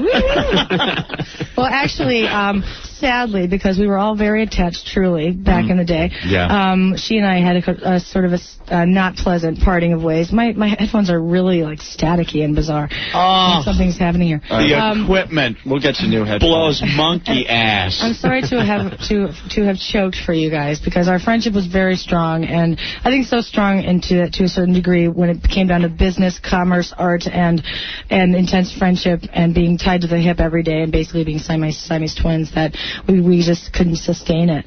And it all boils down to just having had a lot of time together, being under a lot of pressure together, and having great times together, which you guys really remind me of. And then just like that time coming to a close, and to a certain degree, that time having exhausted itself, which I wouldn't trade for anything, and it has propelled me into the next phase, and thank God for that. What had nothing to do with like banging the same guy, some dude being like the proverbial Yoko Ono of the of Veruca Salt? Nothing. Nah. No guy. Yeah, because that's what all the rumors were. You probably read them all. She thought of that answer for a long time. That was a prepared statement right there. Prepared statement. I have a statement. Right. I've been asked this question 100 times, and I'm going to answer it like this. Wow. Yeah. No, we were very close friends, and I think we both let each other down in some ways, and that was sort of the grieving part of it afterwards. Just feeling like, we were carrying a torch for girls aligned with girls, and I feel like we kind of choked, And, wow. And the fact that our friendship didn't sustain itself over, the entire course of our lives, and I hope that eventually that we can come together to some degree someday. Again, right now we're, mildly in touch, but we're working on very different projects. Mildly in touch. Well, how else can I put it? We've communicated some, but we're not hanging out. She's made a record of her own. I've continued with Veruca Salt, obviously, and you're still fighting the seether. Yeah, that would be my namesake. And me and Opie have the same problems. I understand that, but we know that we can't stand each other as it is. But we know if we walked away from each other, it would be it's detrimental. We do it purely for the money. That's right, and that's it. Boy, we're making so much money right now. I can tell by your clothes that you guys are rolling. All right, Jimmy. We're really sharp. Calm down over there, Jimmy. Where'd you get this guy? So what happened? Did you like to know? Did you battle it out over the Veruca Salt name and everything? No. No? It was just it was a legal understanding. And really? Now, if you leave Veruca Salt, you're not going to leave the name to like a roadie or something. I'll take over. Yeah, because I'll tell you, it pissed me off when I went to go see Foghat and found out that a roadie owned the name or something. And it's not Foghat, man. Yeah. It's like some guy that used to carry around the drummer's drum key, and he's now Foghat. Slow Ride is one of the best jams ever. Come on! But you got to see Foghat do it, not like here. That's weird. Yeah. It happens. A lot of the bands do that now. Really? They give their name to the roadie? Or whatever. Or like Veruca Salt will be like some former Mouseketeers. They'll get up there and... Ooh. Not to name any names. You're not from Britney. Yeah, I wish I was on Britney. That's where I get off. I have enough testosterone in my life every day. Yeah? I'm overloaded with it right now. How is that for you? Well, at best, interesting. And at worst, horrifying. No one to really, you must get on the road and not really have anybody to share those girly moments with anymore. I have Suzanne. And, yeah, and for some time after Nina and I split up, I didn't want to play with another woman just because I didn't. You mean music, right? Well, I thought you were whatever's going on in your little, the theater. Let me just hold that moment. That thought. Okay, and okay. Can I cough now? Does that work? Yeah, if you hit that. So you could, okay. cough or curse. How come I can't hear it when I cough? Because it cuts you off. Oh. See, we like the coughs on the air. That's for the professional broadcasters. Yeah. It's like, hey, it's 4:52, time for the news. Okay, they hit the cough button so you don't hear them cough. It's like 10-10 wins. They're all cough buttons all the time. I thought that you got a real cough, like something would cough. Oh, no. Sound effect? We got a machine for all that. We got other stuff. Yeah, we got good stuff over here. Yeah. So if you don't cough, you don't get off. It's like, hello, 10-10 wins. There's no button for that. Well, we don't have a cough, but we got that. All right, so Nina. You guys have changed a lot, right? No, not at all. You can tell, huh? Did you hear what happened to us in Boston? I heard that you guys got fired, obviously, because we're here. Station and you moved on. Yeah, hey, very good. I like that answer. We told the whole city that the mayor died in Mayor Menino was killed in a horrible car crash and he wasn't dead. We found out a lot of people didn't have a sense of humor up there. It was April Fool's, so we figured we'd do a joke, and the joke was on us a week later when they threw us out the door.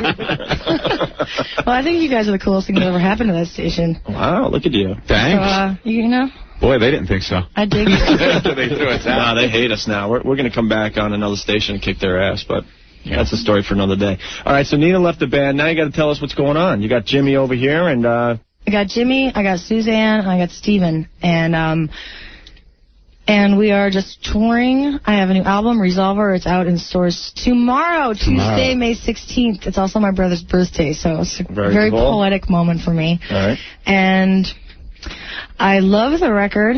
I went straight into it after touring on 8 Arms. We took like a month off, and then Nina and I split up, and I had about 15 songs ready to go.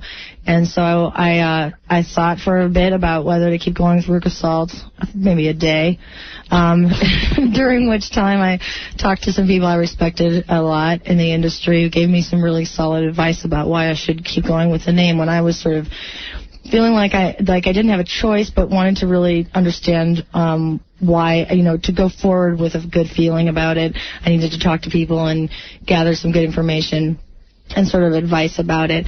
So I went to the studio. I decided never to turn back, to reform and make this band stronger than it ever has been. And of course it's different, and no one is being replaced. But I had about 15 songs. We went in the studio. For first, I went with a drummer from Los Angeles, formerly of the band Failure, which you guys probably know. And his name was Kelly Scott, and he played on a few demos. And then what happened there? Oh, he was great, but he lived in California. So a friend of mine said, there are great drummers in Chicago, Louise. And I said, like who? And he said, like Jimmy. And I'd known Jimmy from a bunch of parties in Chicago and bar scene and stuff. And parties, bar scene. Yeah, exactly. Actually, he's a great chef. So I had heard that he was a great chef, hence his name Tasty J. Word. Oh, and he told you that was because he was a chef. Well, I've since learned the truth. Not firsthand, mind you. Britney Spears told me. But, anyway, so I called him up and I was like, Jimmy, you want to come drum for me with me? And incidentally, every time I saw him at a party, he'd always end up in the dress of whoever was having the party. He'd always end up. Oh, really? Yeah, I thought you guys would like that. Yes. And, fascinating. He'd have like the Darth Vader helmet on and somebody's like bra and panties. Yeah. Really? And he and Wes. How about that? He and hey. Okay, terrific. Not my panties, but actually one time he dressed up in my Marilyn Monroe lingerie that I hadn't even worn yet, and that is the brand name, by the way. Really? Yeah, it's very pink and very, very flowy. Very frilly. And Jimmy looked very nice in it, but I was very disturbed when I saw him at a party one day and he didn't have a dress on. I was like, could you please go put a dress on or something? A dress?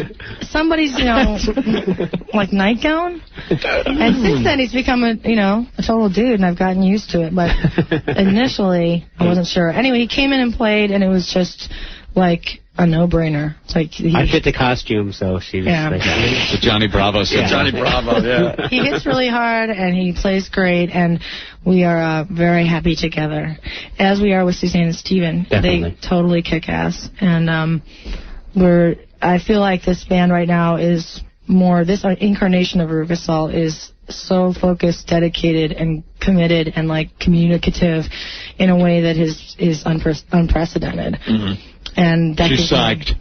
Psyched for the band. Yeah. You gotta come by and like play for us next time. Well, you know, I could play this. I could play my sunglasses now. I would have. You know, last time I saw you guys. You guys used to play for us all the time. Yeah.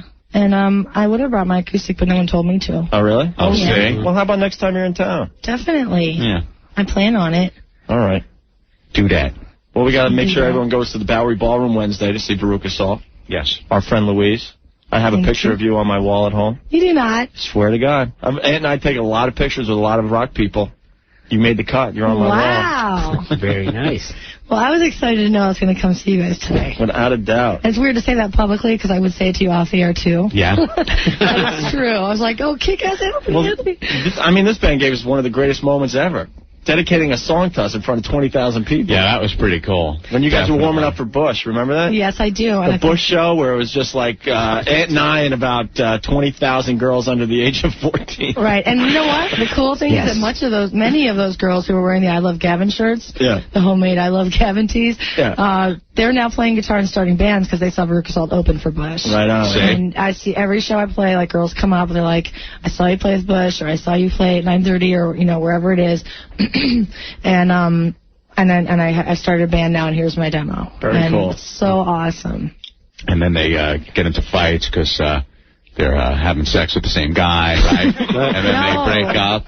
That's you. No, I just threw out a hypothetical thing. It's like, what? No, come on, stop.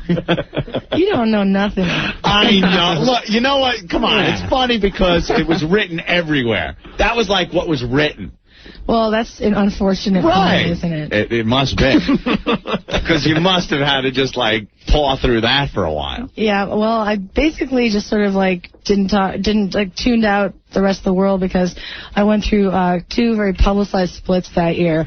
Yeah, and, Dave Grohl. Yeah, I had to bring it up too. And, what? I prefer for my private life to be more private now. Mm-hmm. So good luck. Thank you. Yeah, good luck is right. I'm off to a good start with you guys today. This is fun. Come on. Oh. I know it's fun. Yeah. I'll talk about my private life. Let's see. The picture that I took with you guys that Opie puts on his wall. The underwear? Mine was probably given to Goodwill when my wife threw all my stuff out. No, really? Who got the dog? My wife, Dave Grohl. Really? So you were married to Dick? I told you. There's been a lot of changes. A lot of changes since we last saw Wow, you. you guys seem so hetero. Well, big changes. Big changes. Told you. We couldn't have you, and we weren't able to get over that. That's it. Oh, I'm sorry about that. I can't have you. That's right. I'm swearing off of women. If I can't have you, I don't want nobody, baby. There you go. If I can't have you, oh. All right, so Bowery Ballroom Wednesday night, the Birch Hill Saturday night. We got to play like the single off the album that comes out we'll play tomorrow. a couple songs. A couple? If you give us your underwear, we'll play 2. What You about know, we're my not even a wedding? music station anymore. I know, Yeah. but okay, so you probably can't play more than one then, huh? Well, We'll play one, though. we'll play Born Entertainer. All right. Off Resolver, which comes out tomorrow, right? Yeah. Veruca Salt. Thank you, Totally. Louise, for coming by. We really appreciate it. Thank you, guys. And everyone go see Veruca Salt at the Bowery Ballroom Wednesday. All right? Right. Born Entertainer. It's Veruca Salt on the Opie and Anthony Show on NEW. Up your butt. Up your butt. Up your butt. Opie and Anthony. More stupidity is on the way. 1027 WNEW. All right, we got to thank Louise from Veruca Salt for stopping by today, Anthony. Yes. Very cool show. Should be at the Bowery Ballroom on Wednesday. Anthony, we're doing a WOW sticker stop today at the Staten Island Ferry with Earl and the Invisible Man and Psycho Mark. I guess Earl has made it to the Staten Island Ferry, Manhattan side, to give out the WOW stickers. Is he there? Yeah. It's time once again for another bad phone call from Earl. Earl, what's up? What's happening, guys? We're right in front of the Uptown train at South Ferry. We're handing out WOW stickers. People are approaching us in droves, and so we give out some more WOW stickers. Oh, very good. Are they being kind to you? Yes, they're being very cool. All right, Earl. And where's the Invisible Man, and where's the Sloth, and what have you, but things are cool. Now, Earl, this is the 10th sticker stop you've done, more or less. This is the first one where we can understand you on the phone. Yeah. What are you doing differently? I'm using Rick's phone. Oh, you're using a phone that works. Yes, I'm using a beautiful Nokia 6160 phone. All right, and your phone is a little bit away from your mouth, right? So it doesn't Yes, sir. distort. Very good. Very good. And Psycho Mark's down there, too? Psycho Mark is wreaking havoc as usual. You guys going to be there for at least another hour? Yeah, we're going to be here until about 6 o'clock or so, and oh my God, they're just coming in droves. Very good. Staten Island Ferry, why don't you give the location, the exact location again, Earl? We are directly in front of the Uptown 1 train at South Ferry, right on the underpass where everyone has to go to Staten Island. Okay, very good. Very nice. We'll check in with you in a little while, all right? All right, guys, good job with Veruca Salt. It was really cool. Yeah, we like Louise a lot. Good friend of the show. All right, Earl, we'll talk to you soon. I'll talk to you in a bit. By the way, you would have won the bet. You would have got a huge raise instead of getting fired. You made it there before 5 o'clock. Psycho Mark, he drove like a madman down here. All right, Psycho Mark. We'll talk to you in a bit. Okay, guys. Bye. Take care. There he goes, Earl. I'm the Invisible Man. All right, Aunt. I guess it's time for Spazz's idea. Yeah. We couldn't make Louise from Veruca Salt wait. So let's bring in Spaz now. Let's bring in Spaz. You know, when doing this show, we love to get new ideas for new things to do on the Opie and Anthony show. And we'll take the ideas from anyone, listeners, each other, the people that work here, and, of course, the interns. If they come up with a good idea, who are we to say it's not a good idea? We don't care where the ideas come from. Right. It is the People's Radio Show. I'll go on record and say we get most of our really good ideas from our listeners. From the listeners, absolutely. Get a lot of the funny lines from our listeners. And we rip you guys off all the time. Yep. Comes up on the instant feedback. If it's funny, we're using it. We're using it and not giving you credit. No, me and Opie fight over your stuff sometimes. Say, oh, no, come on. Look at Bob from Jersey's got a great line. It's mine. We try to give you guys credit. It's so funny, though. If we don't, you guys are right on top of it. Yeah, and then they write back on the instant feedback, that was mine. You ripped me off. You ripped me off. You mother. That's why you wrote it, so it would make the air. Shut up. All right, so we got another idea from Spaz. Now, usually you would think somebody would have an idea and just kind of walk up to you and go, hey, I got an idea. Right. And tell you the idea. Right. And you'd go, yeah, that's cool, or, maybe not. Spaz presents these ideas all printed out on the computer like an outline. It's presented like somebody would present an idea for IBM or something. Well, and we appreciate the effort. We do? Oh, we do. Yeah, I didn't realize you knew how to type, but you do, Spaz. And he formats it all out. What was the last idea you gave us? I can't remember. Yeah, neither can we. Tell you the truth. Can someone check line 2? See what that's all about? Somebody might have just saw a lady get hit by a car. That's sick. Wicked. All right, so Spaz, your latest idea for the O&A show is the porno casting call. Yes. Don't say anything. We'll tell you when to speak. Please. It's you did a one sheet for us. Yes. To explain exactly the concept, the film, bonuses. He's got little subjects and everything. Yeah. Little headlines. It's like an outline. So it's Spaz's porno casting call. Yes. Now he presents these things too, hoping they make their way to like Jeremy. And they're very nicely printed out and stuff. And I think he has this whole image in his head that Jeremy will read it, Ken Stevens will read it, and Spaz will be accepted as an idea man. Spaz, you're lucky that the bosses didn't get a copy of this. Yeah. Spaz, I gotta say, after reading this, I had to read through this twice. I swear to you, Rick saw it in the office. Ant was dumbfounded. I had to read through this twice to maybe see if there was a punchline to it, or just to grasp it in my head. This could possibly be the most ridiculous, insane idea I've ever read. to be presented on this program. Do you truly think this is a good idea for the show? I just need to know. I know this is a lot of work involved, but it could be... No, not work involved. We don't care if we have to build a spaceship and fly to Venus for a good idea.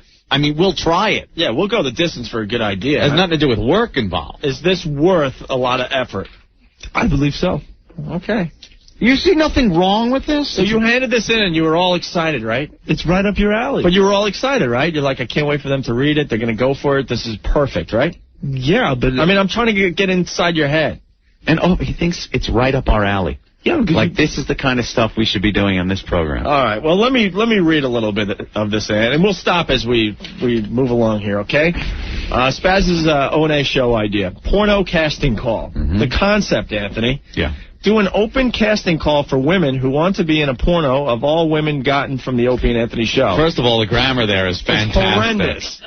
And do an open casting call for women who want to be in a porno of all women gotten from the Opie and Anthony show.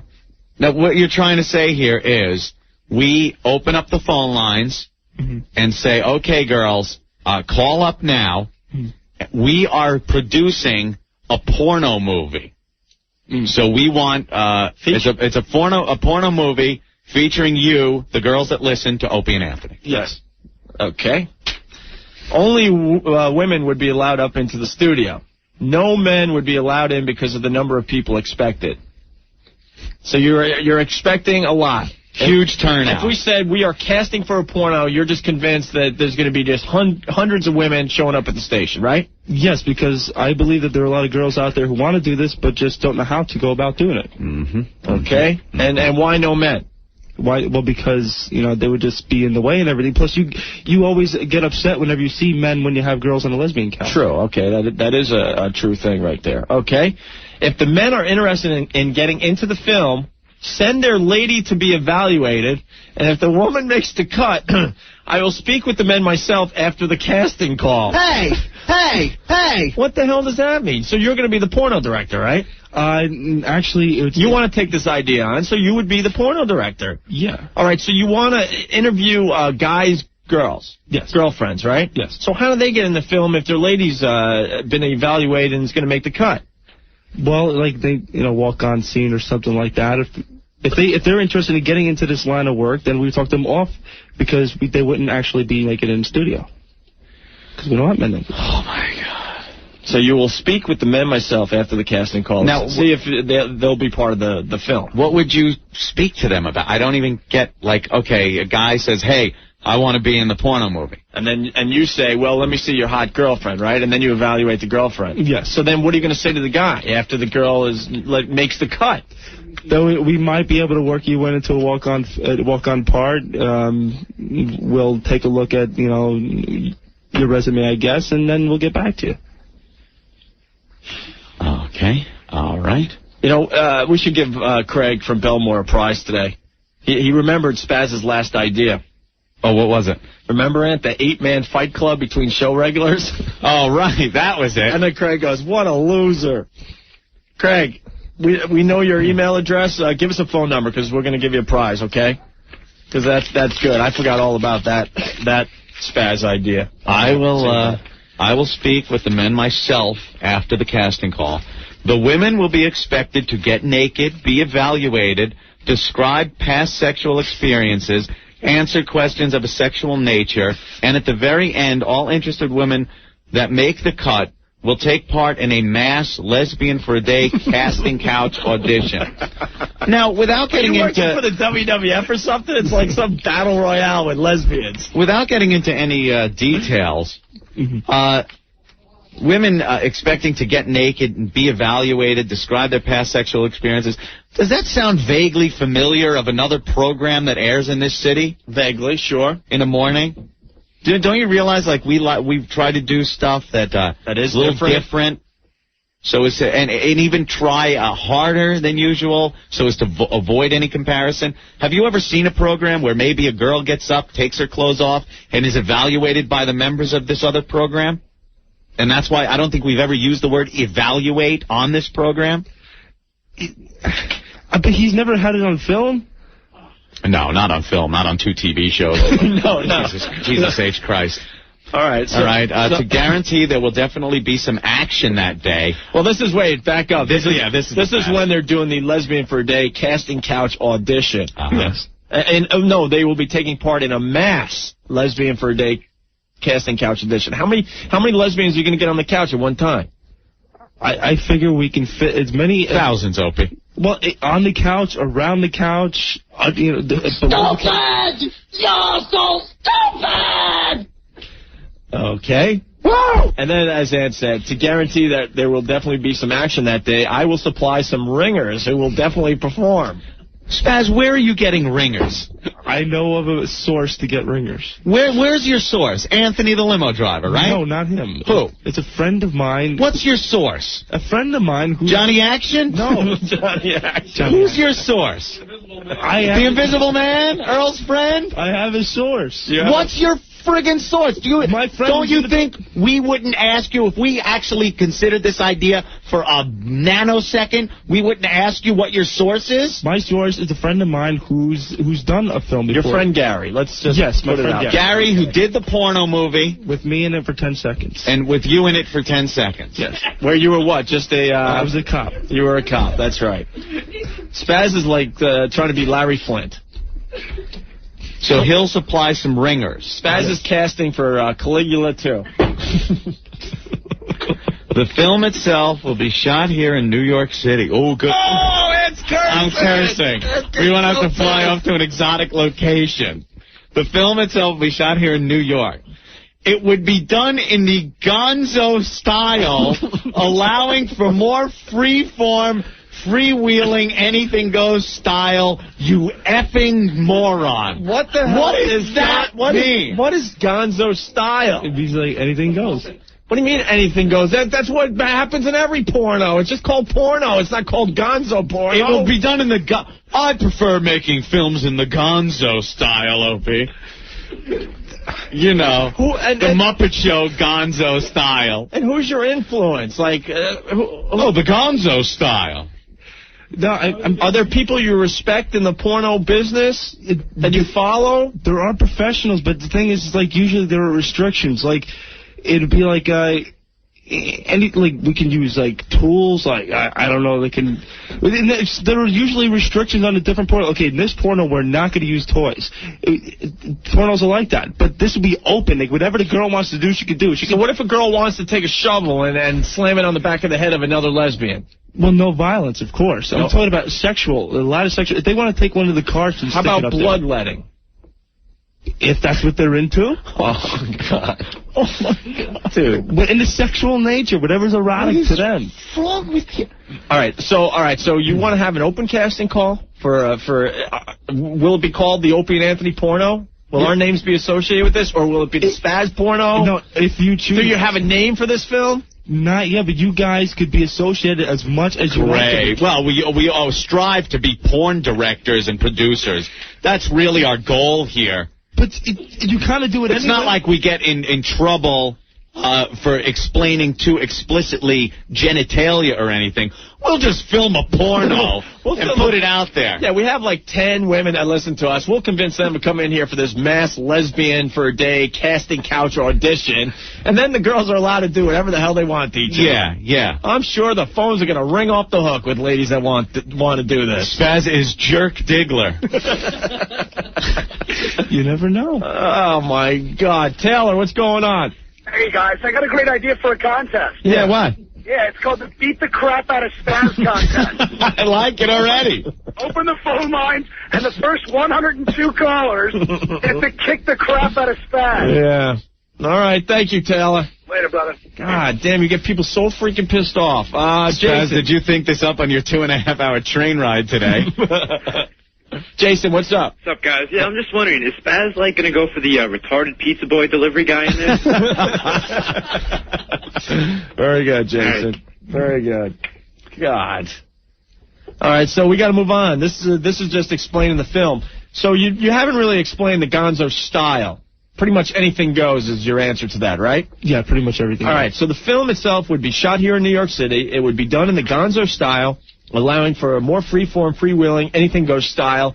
It will only star women gotten from the casting call. Gotten from the casting There will call. be multiple scenes shot with a variety of different things to highlight each scene. Right? Yes. Okay, and you explain some of these different highlights of your porno film, right? Yes. One of them being both Opie and Anthony are invited to come and direct the scene either together or separately. Yeah. What does that mean?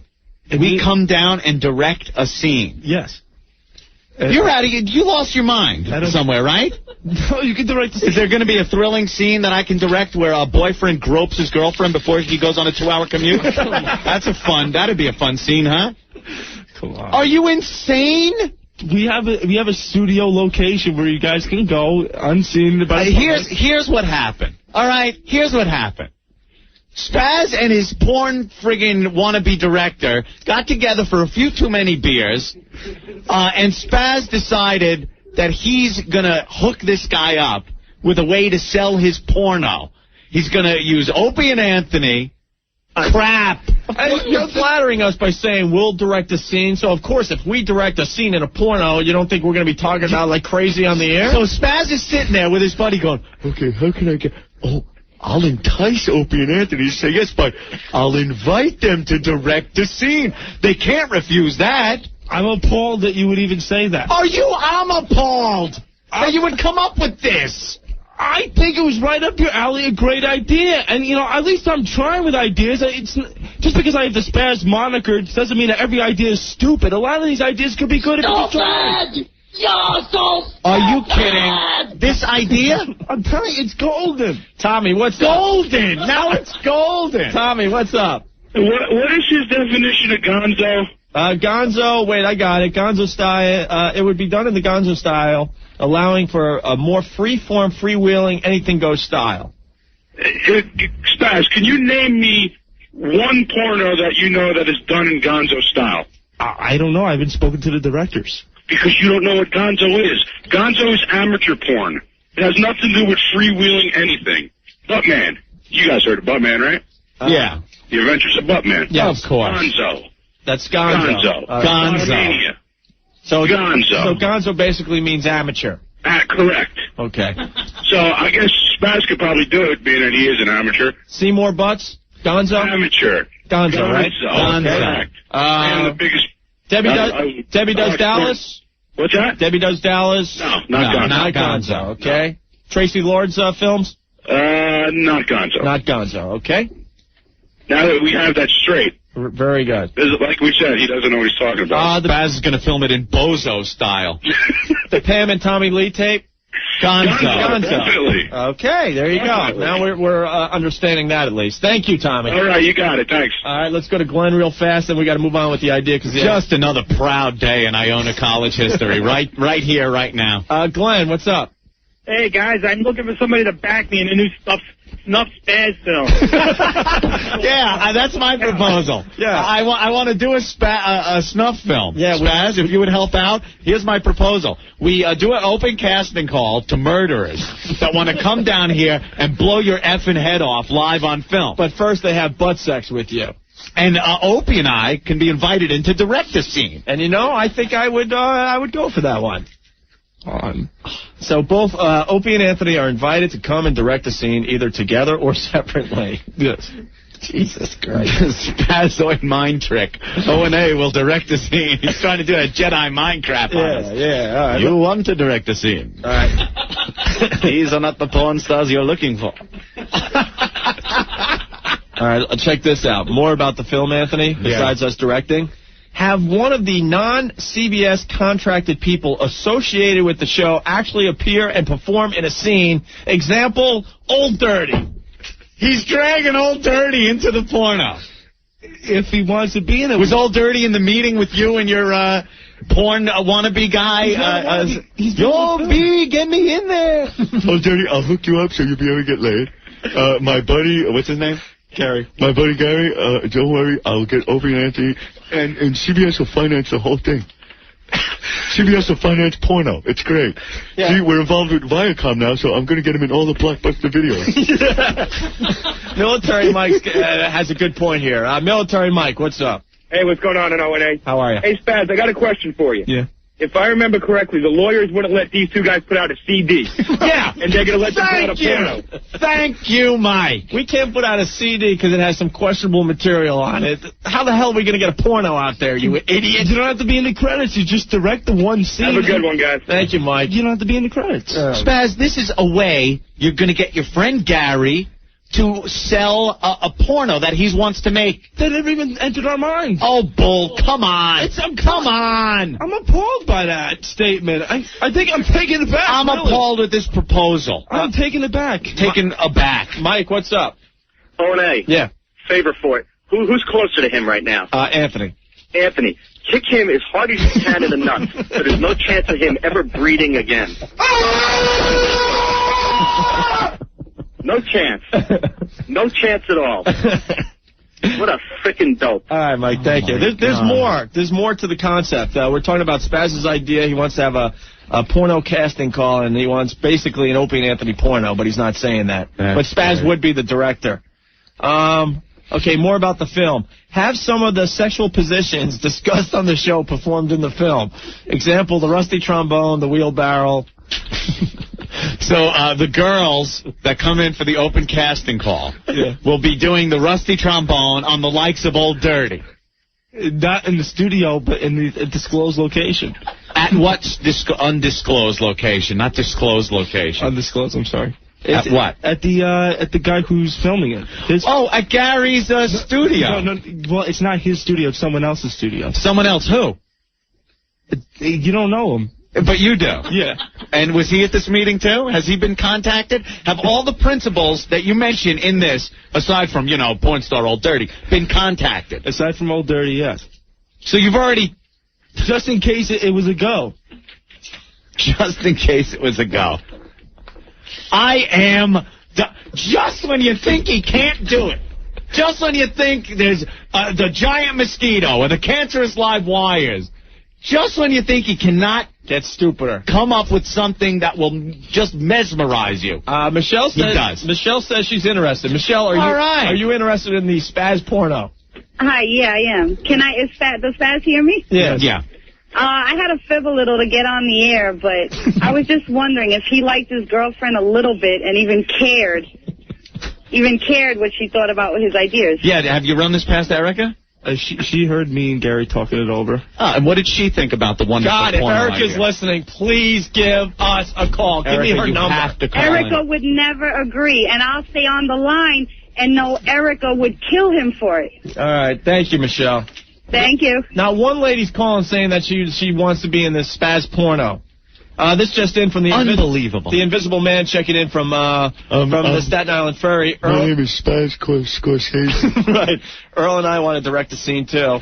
Oh, the Invisible Man wants it? Yeah. Can we have the Invisible Man? We'll just have some chick, like, what? Oh, my God. Dude. Okay, wait, Spaz is writing something. Say no. Okay. What? What? Not a good time to call Erica, he said. Why? Personal problem. Personal problems. What? You have another personal problem with Erica? No, it's nothing to do with me. No, it has to do with Erica's family. Okay. All right. Personal family problems, sure. All right, we'll get her on another time. But I'm sure she would just be thrilled that you want to go through with this idea. Well, she actually didn't say anything. Because she was storming out in disgust, probably. Oh, my God. All right. Well, there's more to the porno casting call, Anthony. Oh, really? Spaz does Slotsburg. Buttnut from Jersey who comes up with funny stuff every day. The name of the Spaz porno should be called Spaz does Slotsburg. Very good. Okay. Now the porno names are going to start coming in. Unbelievable. All right. The bonus of doing the... Are we calling it officially the Opie and Anthony porno or the Spaz porno? Whatever you want to call it. Backed by Opie and Anthony. What would it be called? You must have knocked around some names with Gary and whatever the other porn guys you were with. No, basically, we would leave it totally up to you what you want to call it and how much you want to get involved with. So basically, we would do all the work and you would get the credit, right? No, everybody would get credit for their part. We would promote the hell out of this, Opie. I know. So as to... get our name in the porno industry. Right. That's exactly. It's not hard enough showing up at the goddamn Thanksgiving dinners with my family for what we're doing here on the air as we speak. Yeah. But if I could just add porn director and porn producer and porn promoter onto my resume, my life would be happy. That's one thing I really want to get into, pornography. You don't have to promote it. You just direct the one scene. This whole thing is promoting a porno. For one day. For one day, my ass. One day, This one is month. all going to happen in one day. Filming, everything, one day. We can't get through a Spazz's Week in Review in one day. Spaz, I beg you to do a porno. We'll have nothing to do with it, but I beg you to do it because I need a good laugh. It'll be the funniest thing I ever see in my life. We want the director's cut, too. Who the hell are you hanging out with? Who are your friends? Are you on the pipe? That you're hanging out with moronic, extreme wrestlers that pound each other's brains in with 2x4s and wannabe porn guys. He was in a film. How could it be a wannabe if he was already in a film that's been released, by the way, and selling copies?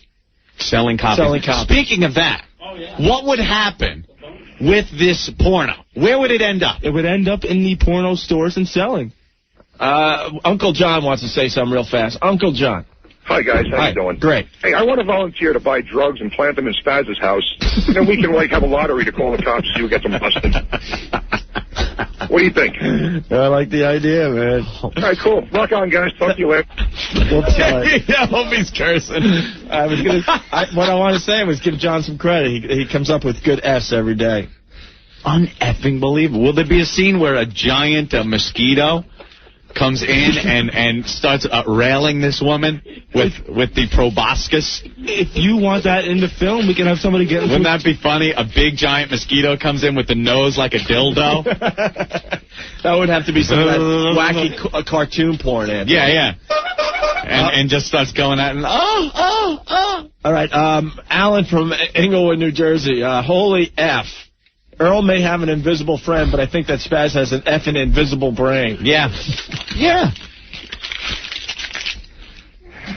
All right, Spaz, admitted it. You used to write for the Mason Kalinsky show, right?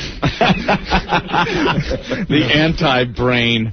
All right, listen. All right, so let's, all right, now he has bonuses, Anthony, to this whole Spaz, Opie, and Anthony porno, whatever he's Now he's going to spell out the upside to this whole thing. Right, okay. This is the big pitch. All right. This is where he was going to get us with his pitch. Here it is. Just for allowing the casting call to take place, I will supply you with 24 videos to be given to the audience. So wait, we're going to get 24 of the finished product to give out as prizes. Yeah, because you did the Opie's porno. You did that as a giveaway, so I figured if you could do that, then you could do this as a giveaway. All right. And if we are allowed to shoot the casting call and include scenes in the movie, I will try to get at least a gross of films to be supplied to the show. Oh, you're going to try to get a gross. And how many is in a gross? I don't know. I really don't. It sounded good. Also, he doesn't even know what a gross is, but he's going to try to get us one. No, but a gross is like the full amount of film. A gross is that you have a brain in your head that you ain't using, and a poor retard is walking around drooling on himself. Also, a live event can be planned to coincide with the release of the film. Good. And we could have all porno. And we could have all the players involved appear. Yeah. Well, it's like a release party. Yeah, release. Any questions? Contact me 917-422-6189. We could have porno sticker stops. We'll put the wow stickers at porno locations. Now, are you getting beeped there, Spaz? You getting beeped? No. My pager goes on and off from time to time. All right, so, do you have a basic idea for this porno? You get all the girls involved, our listeners. Yes. It'd be basically a lot of girl-on-girl scenes. A lot of girl-on-girl scenes, right? Spaz Jeremy. We filmed just one scene here of the lesbian couch of all the girls involved. Well, if we can't film it here, then we just film everything in the undisclosed location. We could just have the casting call here. Is the undisclosed location your apartment? No. Where is the undisclosed location? Right here in Manhattan. It's in Manhattan. We need to know because I'm convinced there's a girl tied up there right now. Just waiting for ROK. Right. No. All right, Spaz. Now you got 60 seconds to give us the final pitch. The final pitch. What else could you add before we give you our answer? Okay, I think it's right up your alley. You guys going to talk about porno a lot. You guys have the lesbian couch. I figure spice it up by having more than 1 or 2 girls on the couch at the same time. They'll be doing everything, but you probably can't describe it on the air. But for your amusement, off the air or on the air, they just stick your tongues anywhere they want. And I just think it'd be good, and it'd be something, a little spin-off, a little different from just doing the ordinary lesbian on the couch. And would it be more good? More good. Okay. More good. It'd be like a spin-off of what you're really doing, just to take it to the next level. Like the Tony Loves Chachi or Porno? Yeah, spin-off, Opie. A little cute spin-off show. Spaz. Yeah. When next time you get together with your porno friends, your friends in the pornography industry. Yeah. Please, don't bring up our names. Don't bring up the fact that you're going to be like, you're going to try to be the big guy, that you're going to promote them. Your Spazzer's going to be the big guy. He's going to be the big shot and go into his porno friends and say, guys, I got a way where we can make a porno. We're going to advertise it on the Opie and Anthony show. And we're all going to get rich, and I'm going to pay off my $47,000 debt with pornography with the help of Opie and Anthony. Because Spaz, that's what you were doing. Yeah. Why else are you going to sit there? Then why not just get together with your friends and make a porno and not let us even know about it? Never mind try to drag our names into it. Because I thought that I could bring a show idea to you. You think we want to endorse porno? A porn movie? You did the Opie thing. No, that's not endorsing anything. There was a porno that came out called Opie Does South Central or something like that. All of a sudden, it was a stupid, quick little idea. Let's give out some of them to people of age. That's all. Yeah, and they had to come down here live and in person, produce ID showing that they were 21, and then we gave them the tape. But you have lesbian on the couch. So what's the difference if we just? Guys, not one girl. That's good. Not one girl is called. That one girl was interested. Not one girl is called. She wasn't interested. She wanted to abuse you. I just figured just have more than 1 or 2 girls on the couch as usual. Laura, what's going on? I just want to know if Spaz really thinks that even if us girls would want to do a porno, would we really do a porno with his name on it? I mean, after everything that, I don't mean to, diss him or anything, but, he talks about giant mosquitoes and things like that. I really wouldn't want to be in a porno that has to do with his name. That's not good publicity, That's why he was trying to get us involved. If anything, exactly. The publicity. That's why he wants to do it on the show. Believe it or not, Aunt and I still have our good names. Barely, but we do. Yeah, I think you guys are doing really good. If this would be a bad idea for you guys to get into, I think. All right, Laura, thank you. That's what we would love to do. And boy, the company would just, Hey, Doc, could I get my name on that porno? That sounds great. Now you boys are talking. That Spaz is a smart businessman. Right. I want you, Opie and Anthony, to help out the company by doing a porno. Do you honestly think that would fly? You honestly, you printed this out. Do you want to go to Ken Stevens, maybe? No, not with that. Now, why? Why? It's a great idea for the show. Why wouldn't you present this to the big boss here, the general manager, the one that you want to bond with and get closer with, Ken Stevens, and show him what a great idea you have so he can embrace you as an employee of this company? I'm going to put my copy in his mailbox. No, come on. It's coming back tomorrow. I want to send one to Mel. Why? Can we do that? We'll just throw one off in that direction. It'll end up at Black Rock, and he could read through this. Sure. Okay? It was maybe Ken could come in and direct the scene. Maybe Ken Stevens would want to come down and direct his own scene. I'm trying. Chris from Staten Island writes, Spaz can make a golden showers video. Girls getting leaked on from the roof of the WNEW building.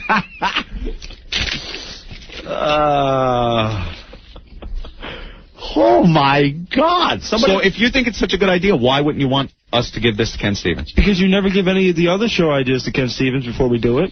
You usually give it to him after we do it. He actually has a good point there. Well, yeah. No, but you know why?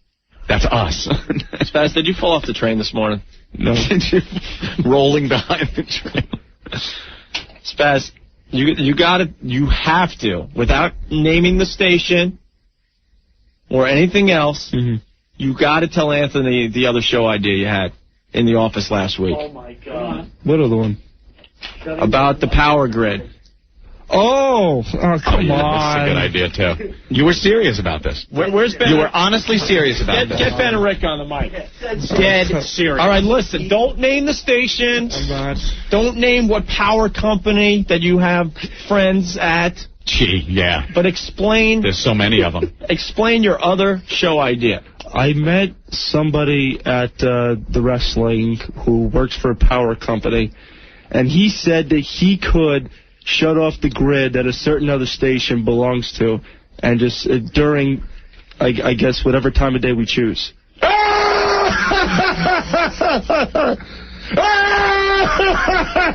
you know how many years in jail you would get if you pulled off that idea? In jail. Not just fired. Not fired. From this company, which I think now, do we own Baskin Robbins now, too? You wouldn't be able to sling ice cream at this point? You wouldn't even be able to work at Blockbuster after you got out of doing 10 years. Wait, let me say it again. Spaz came to us last week and had an idea of turning off a power grid. Power grid. Here in the city. To get rid of our competition for a day. Or you could shut down just the building itself. Brilliant idea. Oh, really? Or would die in an elevator. Dude, you would be arrested so freaking fast. But I would have nothing to do with it, though, because I'm not the one pulling the switch. When they come to Aunt and I, very suspicious, you think we're not going to, You'd have nothing to do with throwing the switch, but the guy that approached you, if you said yes, he would do it? But you had nothing, there's nothing like a conspiracy? Do you know what the word conspiracy means, to conspire? I said you could do it, but I don't want to know anything about it.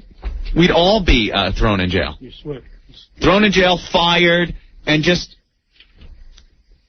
Do you remember a few years back? Well, you probably don't, because for some reason, I don't know how you even got into the radio industry, because you probably haven't heard any lessons. There was a woman that cut a power line to a remote broadcast. We're not talking knocking out an entire portion of a major city, of the biggest city in the world. We're not talking about that. She cut the power line of a very popular radio host during his show. So only his show got knocked off the air. Mm-hmm.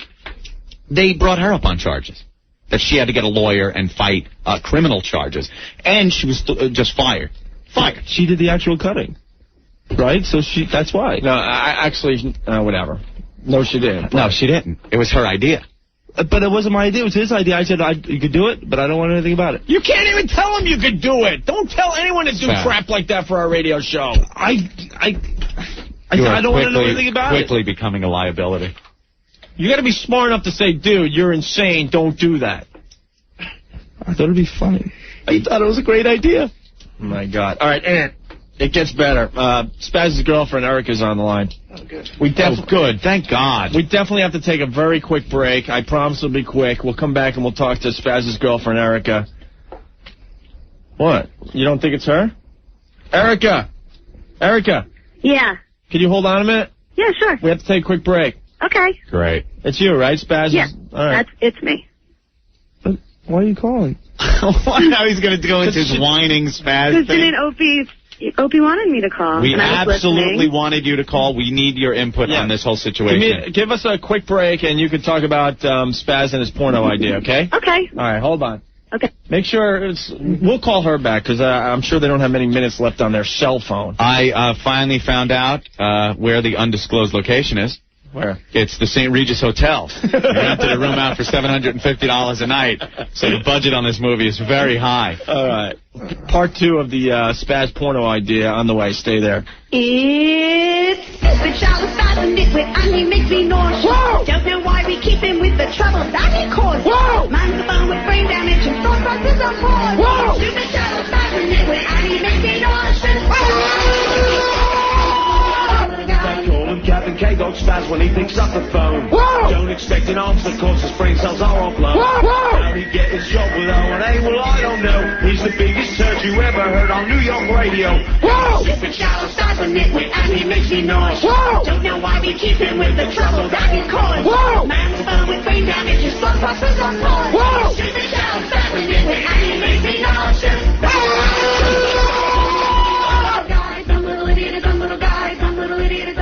Hey, this is Louise of Veruca Salt. You're listening to Opie and Anthony on 102.7 WNEW. I want my underwear back, you pricks! Yes, Car Cash, 1-800-CAR Cash. That's 1-800-CAR Cash. Bunch of people emailing me, saying, what's the company that makes it real easy to sell your car? What's the phone number? Even the phone number is easy. Very easy. 1-800-CAR Cash. That's right, Ed. It's very easy to do. They buy any kind of car, new cars, fancy cars, vans, pickups, 4x4s, even leased or financed cars. If you could drive it, Car Cash will buy it. No one gives you more money for your car than Car Cash, and no one makes selling it easier. You know what the deal is with the newspaper. It takes forever. You got to give your number out to people that are like Spaz. You know, you want to sell your car, all of a sudden your number's out there in the paper. Spaz is calling you, asking if you want to star in a porno movie or something. When all you wanted to do was sell your car fast and easy. The paper's no way to do it. Call 1-800-CAR Cash. Fast and easy. You'll be out of there. One guy, what is this? He walked in 20 minutes later, walked out with more money than he'd ever thought he'd have for his car. So even if you're thinking about selling your car, give it a shot. See what they'll give you. I'm sure you'll be happy. 1-800-CAR Cash. Visit Car Cash on the web at www.carcash.com or stop by Car Cash on West 55th Street between 11th and 12th Avenues. See, they're not in an undisclosed location, Opie. Right in Manhattan. Or just give them a call at 1-800-CAR Cash. That's 1-800-CAR Cash. The Opie and Anthony Show. Other debauchery on the way. Stay there. 102.7 WNEW. All right, it's the O&A show. Earl handing out wow stickers at the Staten Island Ferry today. Yeah. Manhattan side. I think he's leaving soon. Let's check in with him real fast here. Earl, what's going on? What's up, guys? We're in front of the South Ferry subway station on the uptown side. We're handing out wow stickers, and a couple people have joined us out here. We're having fun. Very good. How long are you going to be there for? We're back to wrap up. We'll be here for about another 10, 15 minutes or so. All right. So if you're close to that location, get your wow sticker. All right. Thank you, Earl. We're right under the underpass. Right on, man. Thanks. Alrighty. Bye. There you go. Guys, I got a great idea for a show. We take the wow van and load it with fertilizer and fuel oil and hydrogen and drive it under the World Trade Center and detonate it. I was sitting with my friends Rabib and Rasha. No, but it's not my idea. Like, I wouldn't be driving the van, so it's okay. Right. You know, what you were proposing with the electric power is indeed terrorism. It's terrorism. Look, he's all pissed off. Gary, who's a lawyer, is on the line. Gary, what's up? Yeah, I'm on the West Side Highway. If I crap out, I'm sorry. All right. I don't mean to alert anyone, but Anthony really put his finger on it before. Not only are you putting your own show in jeopardy, you could be putting your entire station's license on the line. Of course. License. Do you know something? How about, figure this little scenario out. You cut the power grid, right? Yeah. Somebody, because of the loss of power, dies. Maybe a few people. It's a big city. Maybe a respirator fails in a hospital. Maybe somebody in the dark falls down and breaks their neck. Do you know you'd be liable for those deaths? We can only shut down the one building then. Oh, my God. Okay, so somebody slips and falls down a flight of stairs and breaks their neck. Right. Is that only one death? Someone gets caught in the elevator, freaks out, and friggin' dies of a heart attack. Do you know something? You could be sued. I mean, were you thinking? Spaz, when these people get off this he's talking about criminal activity. Yeah, he would be put away forever. For your life, Spaz. The next time someone comes to you with a really stupid idea, just don't say anything. Okay, that sort of be funny. Just say you gotta talk to the guys about it. Don't make any decisions for the show. You're gonna get us all screwed. I always wonder when you see on the news that somebody did something really stupid and someone ends up dead or crippled and stuff, and you go, who the hell is that friggin' stupid? Well, you employ him. There you go. There you go. Thank you, Gary the lawyer, everyone. Stupid! Have a good time. So stupid! All right, so let's get back to your porno idea. The Spaz porno or the Opie and Anthony porno or whatever you call it. Spaz's porno, but we help them with it, with our listeners, but only women on a lesbian couch. I have a great idea for a show, guys. What? Next time Clinton's in town, yeah, I could... No, don't even say it. Dude, Secret Service will be here so freaking fast. Don't say what you want to say. Be like, well, it won't be me. She's okay. No. Don't even. It's okay. No. Unbelievable. Just in case anyone's wondering, Spaz does not make any decisions for our show. No. Because I don't want to go home worrying about the crap you're saying to people when we're not around. Do you think Corky, during the filming of Life Goes On, was going up to the producers, directors of the show, and giving his ideas? No. He's just Corky. He's the retard from Life Goes On. Right. They turn on the camera, he gives the toothy little crooked grin, and life goes on. That's it. All right, so let's talk to Spaz's lovely girlfriend, Erica, who is hot, by the way. And I'm just saying it because a lot of listeners want to know. The lovely Erica. They're like, is she really hot, or are you guys just, being nice to her? No, she's nice. Nice woman, nice looking, okay? Don't mean anything by it, Spaz. Don't get mad. No. All right, we want to see what Erica thinks of your porno idea. Was it true that you were just on the phone with her, yelling at her? I was not yelling. For calling in, Erica? Yes. Hi. Was Spaz reprimanding you for calling in? A little bit, yes. A little bit, yes. You know we wanted to talk to her, Spaz. Why would you get on the phone and give her a hard time? Because I criticized it for not protecting her and dragging her through the air, and now when I do No, decide Kevin, that was in the beginning when I was being called like a slut and a whore, okay? Right. Now this is like innocent little what I think about your porno idea. All right, and what do you think? I am just shocked. I am stunned that he thinks it would be okay with me to just check out naked chicks and, what was it, evaluate them?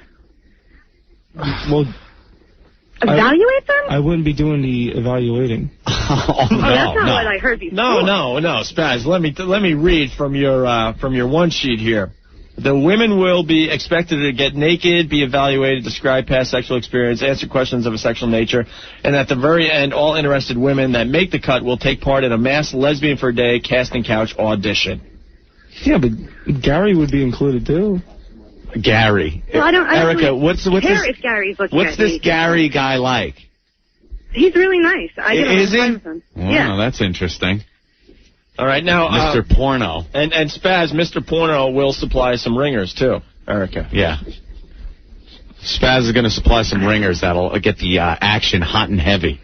What I'm confused about is he's very, very protective of me. Right. Doesn't let me do a lot of things and checks up on me constantly. I don't understand what makes him think that would have been like, okay, cool with me. And you don't check up on me. I'm not saying that, Kevin, because you freaking cheated on me. What do you want me to do?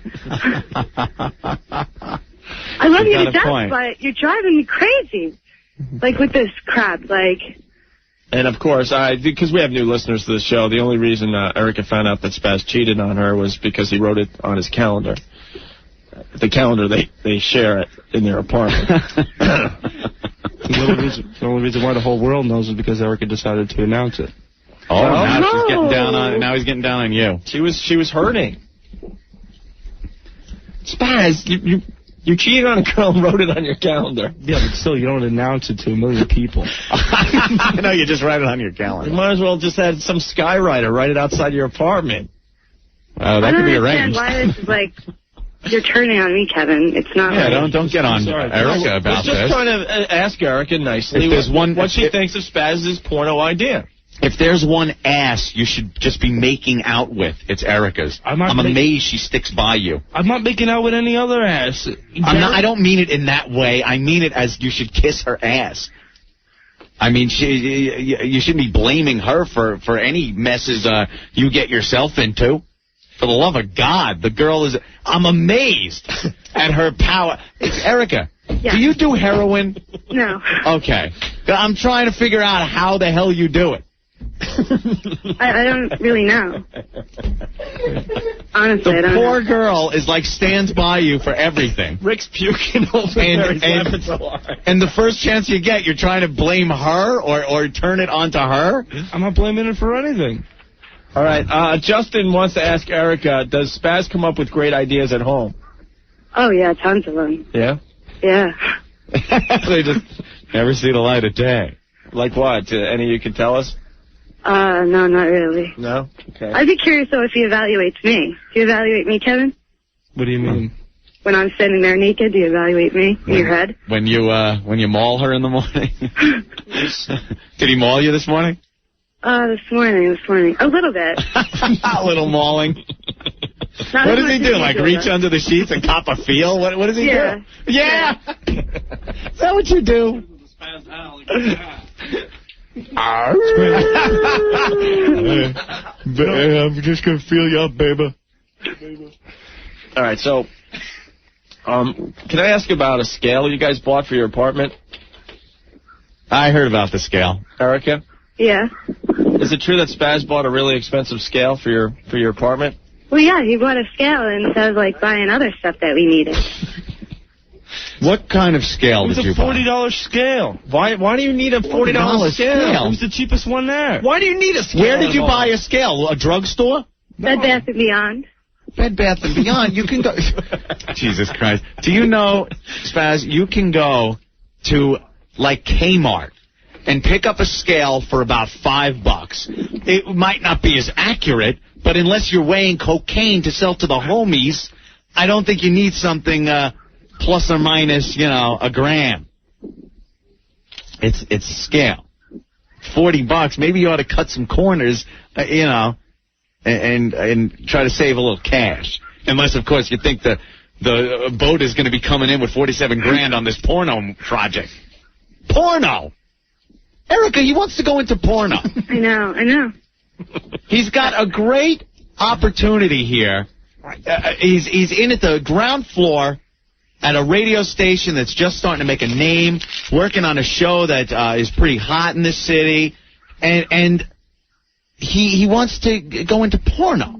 Wait, you guys are missing something that's really, really funny. It just shows how far Spaz lives from New York City. Does anyone else hear the nature sounds on the phone?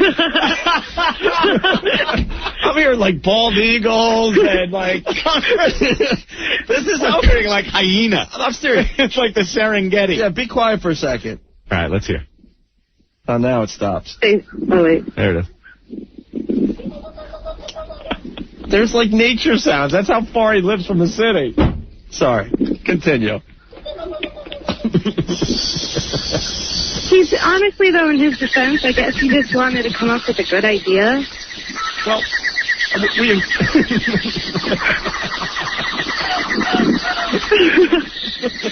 Really? We encourage Spaz to continue bringing the ideas to us, yes. And as he sits there and looking like he's going to cry... I'm not going to cry. Spaz, you should realize that you are bringing some great stuff to our radio show. Thank you. Are you mad at me, Kevin? Is he mad at me? Is he mad at you? Are you mad at her? Let's just continue on. What are you mad at her for? I never said so. You're not saying no. I'm not saying no, and I'm not saying yes. You're not going to, like, after we're done with this phone call, run out of the room and call her and yell at her. If you're mad at her, say it right now. No. Why? Because there are personal... Can I keep anything sacred or personal? She hasn't said anything to bury you. Can we just keep it as sacred and personal? There's no sacred or personal thing as far as you being mad at her. I don't think you should be mad at her. I'm not. I never said I was. She asked you, are you mad at me? And you said, let's just go on. That's not... Let's just move on. Because that's a chick answer, by the way. That's not pertinent. That's a blatant chick answer. Spaz, It does too pertain to what we're talking about. I don't want you to come home and be mad at me. What we're talking about is your reaction to my idea. That's all we want to hear. Okay, Kevin, I'm sorry. What the hell's that? Oh, somebody driving by. Oh, driving by where? Where I'm standing. The animal preserve.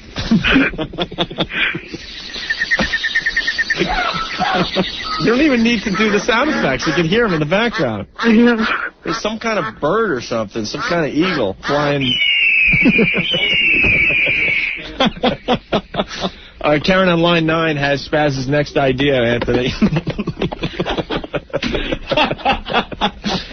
Spaz's next idea, according to Karen on line 9, a controlled brush fire. By Los Alamos. Yeah, you weren't working for another station in Los Alamos, were you?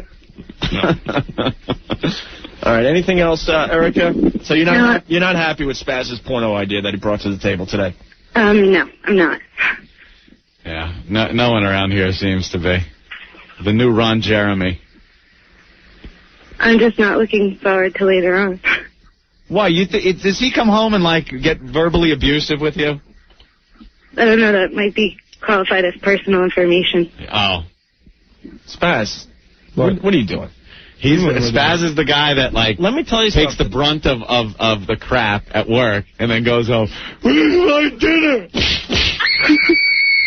I'll hit you in a Yule-log. Come on." Spaz, your lovely girlfriend has done nothing wrong here. Just mellow out. She should be upset. It's a crazy idea. I don't think my girlfriend would be thrilled if I told her, hey, we're gonna make a porno, and I'm gonna direct it. Yeah. And I'm gonna evaluate the girls beforehand. I'm gonna try to use the show I'm on to promote it. Because that's what you're doing. That's not it. Oh, come on, Spaz. I just thought I'd present a nice idea for you guys to participate in. If you don't like it, then that's cool. Spaz, here we go. Spaz, we read through this already. Give me one friggin' upside to doing this on this program. One upside. One. Go ahead. You get to see porn chicks. We see chicks every day. We see girls in here. It's a different They're usually spin-off. like what we saw with the strippers the other day. It's a different spin-off of how to do it. A different spin-off. What's the upside for this program? Now, even though it wouldn't be an upside on a personal level for us to see this, which you seem to think it would be, I mean for a show, for this program to progress from the point it is now of working its way up, doing very well, how does this help the show?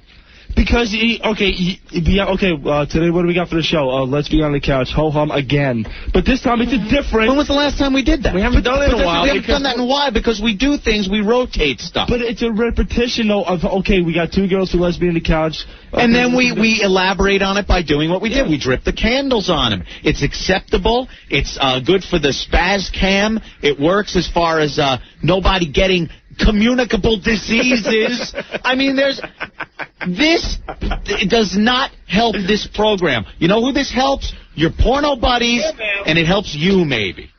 Maybe. It doesn't help me at all. I don't benefit at all from this. All right. And you get 24 videos to give to your audience. But I don't... And maybe a gross. I got to see how much that is. The company controls that, not me. And is there any kind of a partnership? What did they offer you? What did they honestly offer you? I see you friggin' smiling, so I know they said something. What did they offer Spaz personally to approach us with this idea? I get one thing. I get the I presented the idea. And what do you get in return? I get the recognition. You get no cut of videos made? I get the recognition. The recognition. Of the idea. Recognition. You get but your friends that are going to produce this video, package it, and market it, offered you not dime one. No, because it belongs to a production company owns the rights to the film. So how much is your buddy getting? I don't know how much he gets because he's the one that's going to be doing all the producing for it. It's with a production company. No one said, Spaz, look, you'll get like 2% of the gross. They don't control that. The company does. I haven't been in contact with the company, so I don't know. But they said it's possible.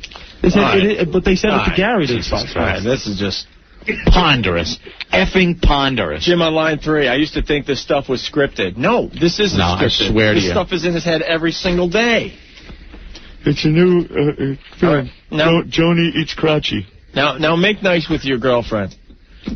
We are nice. Spaz, we are going to get a full report from Erica. No, you're not. Tomorrow. Oh, yes, we will. Yes, we are. As far as the goings-on. Did you ever see The Godfather?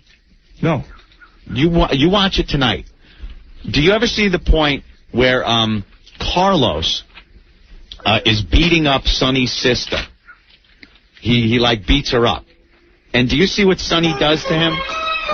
Sonny finds him on the street and proceeds to beat the living crap out of him. We are going to check back with her and make sure nothing happens to Erica tonight. We don't need Make info. sure she doesn't. We don't need you don't take out your aggressions on her. Yeah, we don't need to get personal with you. We're just going to make sure that, you know. I never lay a hand on any girl. We're not talking about laying a hand on anybody.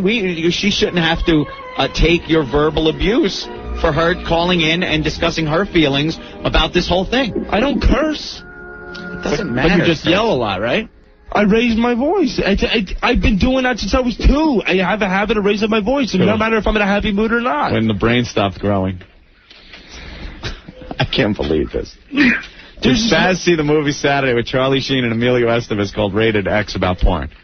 Did you see that movie? No, I don't. Have you heard about it? No? Okay. The brothers that make kill each porno other and all that. Or one did end up killing the other. Yeah, they make porno. All right. Well, Erica, thanks for being brave enough to call our show today. You're welcome. Erica coming forward. Spaz, any last words for Erica here? Wait till I get home, baby. No. It's not her fault. We told her to call. Your ass is going to match your hair. Yes or no. It's her decision, ultimately. That's going to be a problem when you get home. I just don't want to be there because I really can't deal with that anymore. Would you stop dragging it on? There's going to be no problem, okay? Do we need to make another 20-minute bit out of this? Okay, I'm going to go, guys. Oh, man. Look, you got her scared. I'm not going to do anything. Why does she sound scared? You ever hear a scared woman when she talks like that? You sound scared, Erica. Any reason to be? Well, no. He just decided that day when he comes home on me, and I have other stuff going on, and I really just don't need it. And I don't have anything going on. I'm quite afraid for Erica at this point with Spaz. I understand things, but this man could get out of hand. I mean, going way beyond punches to the uterus. All right. Wow, even Mike Tyson afraid. So, Spaz, you going to be cool? I'm always cool. cool. She didn't say anything bad. She really did. We'll be keeping tabs on you. She was expressing how she felt about your idea. That's it. Okay? Spaz? All right, guys. Yeah. All right. Thank you, Erica. Bye. Bye. There she goes. Erica. Calling the witness protection program as we speak. Jesus Christ. Do we have to go that far? We didn't even go that far. We could have went a lot further. There was nothing personal in there whatsoever. No witness protection. It's a joke. It's a joke, Spaz. It's a little joke. That's right, Arthur. It's a joke. So I guess we're going to have to say no to your idea, Spaz. Okay. But we want you I expected it. Yeah, you expected it? Yeah. Well, all right. Why? My idea is always good. Well, Spaz, they're a little outrageous. Spaz, it's a little... you got to admit. Just for the fact that you didn't want to present this to Jeremy or Ken. Because we never present ideas to Jeremy or Ken. All right, listen. We want you to continue bringing ideas to the table. Okay. All right, but that one's just a little far-fetched. Okay. All right? Okay. And be nice to Erica. I'm always nice to Erica. You don't know what you got over there. You better count your blessings. That's right. That's why I told her to call in. Now, you call her now and tell her how much you love her and stuff. And we'll be listening in. All right, we got to take a break, Anthony. That was exhausting. Oh, my God. I swear, though, the funniest part about the Erica phone call was before you started playing all the sounds, you could hear nature in the background. Nature sounds. It goes back to finding out that Spaz lives 2.5 hours from the city. You could really hear it through the phone. Usually we pick up a listener, in Manhattan. It's like cabbies and sirens and, construction workers. She calls in and you hear like bald eagles. Yeah. I think at one point I did. I heard like a hawk fly by. All right, let's Hello, Erica? Yeah. Erica? And let's take a break, regroup, and we'll be back. Hello, New Yorkers. You've been hearing a lot lately about Opie and Anthony. They're setting new standards in New York radio. Opie and Anthony. They're mature. They're educational. Johnny's starting to grow hair places he didn't have it before. And they reinforce family values. Son, you coming down? No, I'm not. Not if you're going to start talking about mom's boobs. Opie and Anthony. Heard afternoons on this fine station. NEW. Lots of instant feedback coming in, Anthony. Jeremy from Pine Brook, New Jersey. Before Spaz gets home tonight, Erica better make sure Ron Goldman isn't coming over tonight. Oh! Hey, stop it. I cut myself on a glass I threw when I was upset that they turned down my idea. The glove doesn't fit. He'll have Stinky driving the white Bronco. The low-speed chase down the West Side Highway. I gotta get home.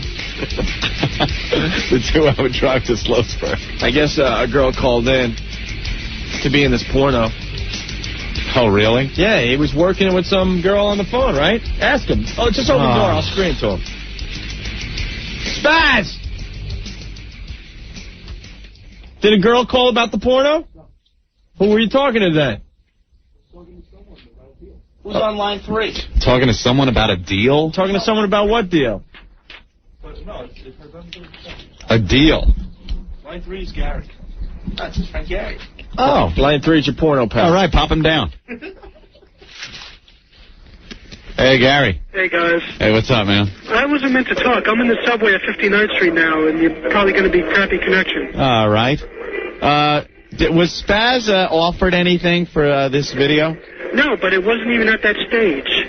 He told me that he had mentioned it to Opie, and Opie needed to see something to move on with it. Really? Yeah. No, that was And that's why the write-up was done. Yeah, so we could talk about it on the air. Oh, okay, I got you. Yeah. I mean, come on. Oh, my God. And that was it. Nothing. The production company hasn't even been spoken to yet. Yeah. But this was a good way to get promotion for a video. I didn't care. I was just trying to... Yeah. Hello? Yeah. Your phone's crabbing out. No, I'm in the subway. I just offered an idea to Kevin. He was going to see if anything floated. I didn't care. All right. Hey, dude, could you punch that guy in the nuts for us?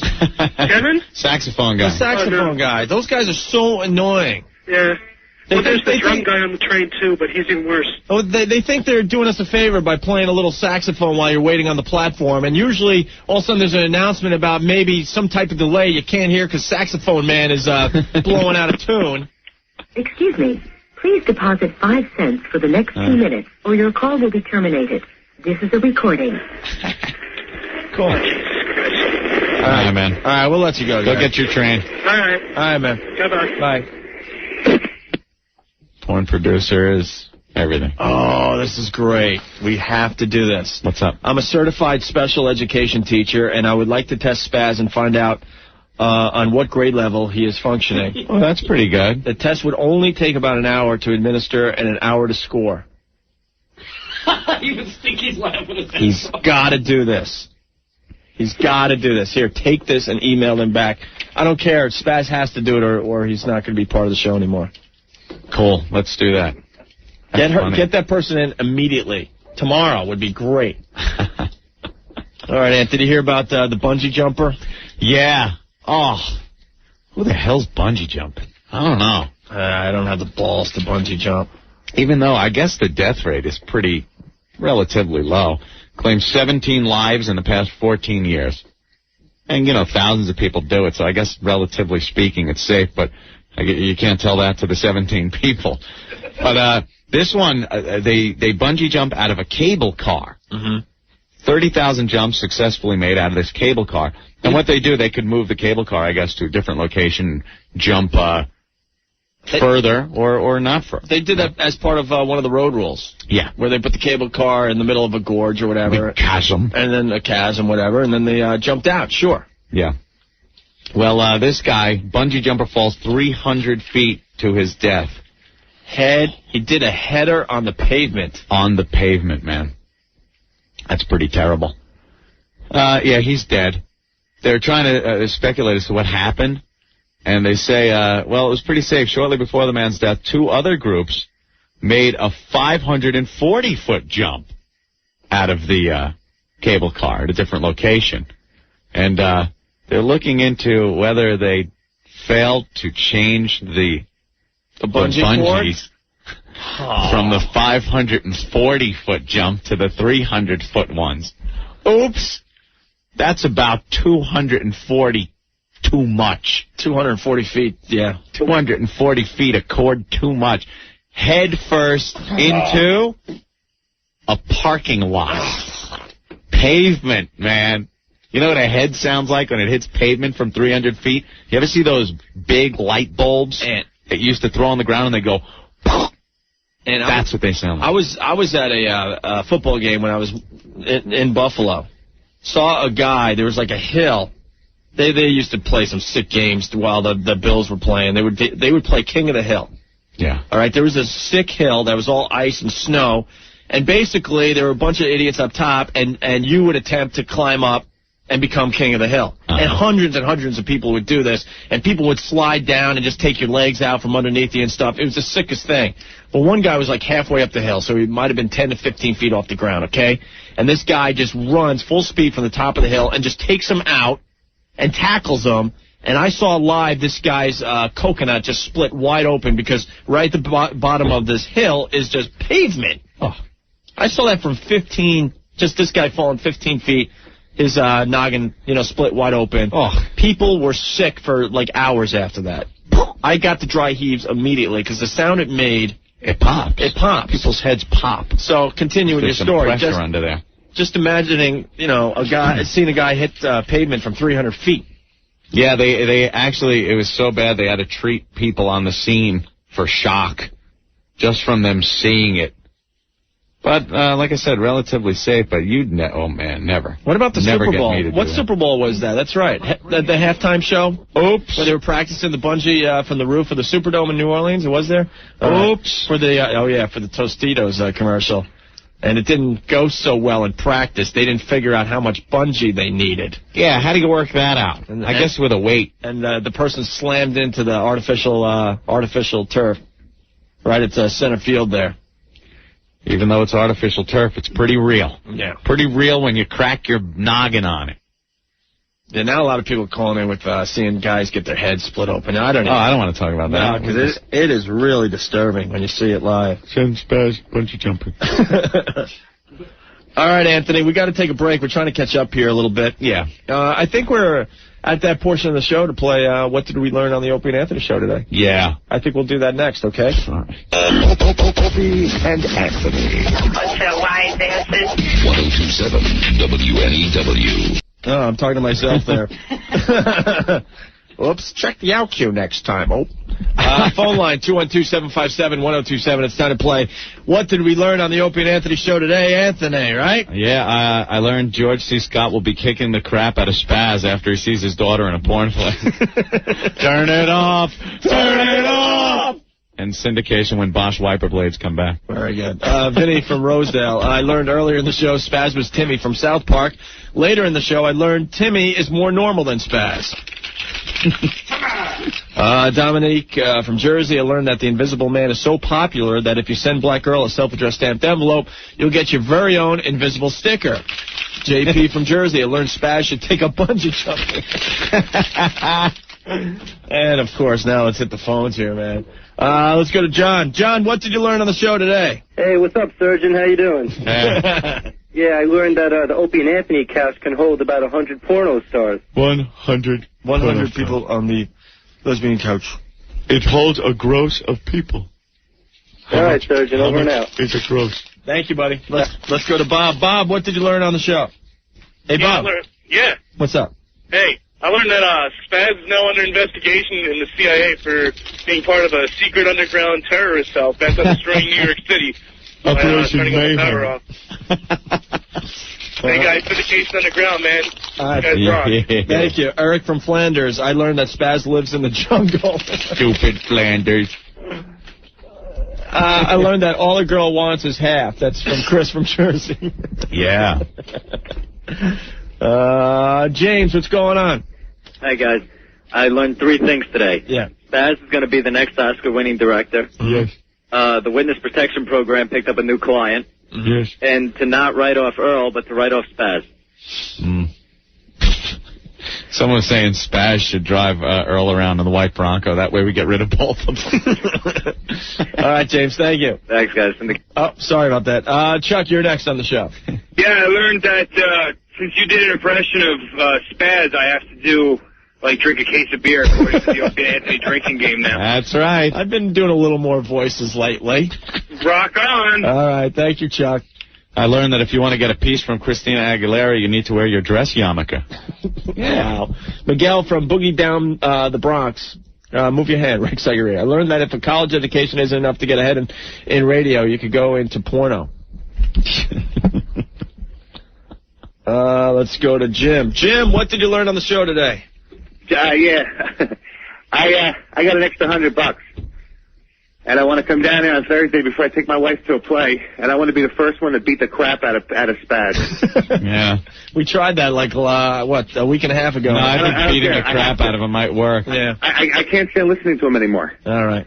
It gets better every week, though, man. It's amazing. How do you, did he have something over on you guys? I mean, how do you keep him on the show? It's just, I think we like annoying people. I'm convinced we put him on to just annoy the crap out of you guys. Piss you people off. He's going to get you guys in trouble. Because people just, like, they'll call us or email us and say, you get me so mad, I'm pounding my steering wheel in traffic. Guys, I got an idea. It's frightening. Yeah. It's really, I tried calling 100 times. You got lost the language, dude. I know he pisses you off. But I had one of your pictures of the guy who jumped off the 59th Street Bridge. Yeah. And I distributed it at work. Yeah. I had people running to the bathroom throwing up just from that. Yeah, that's a sick picture. All right, bro, we got to let you go. All right, Jim? All right. Bye. Let's go to John. Hey, John, what's going on? What's up, dude? Hey. Let me tell you what I learned today. I learned that Earl is a lazy bastard because he was sitting in the van doing nothing while Psycho Mark was working his ass off giving out wow stickers today. There you go. Earl is the laziest bastard you ever had working on that show. All right, thank you, bro. Take care. Harry Sack from Hicksville, Anthony. Harry Sack? He learned the giant mosquito was busy chewing on some cancerous live wires and distorting your signal earlier.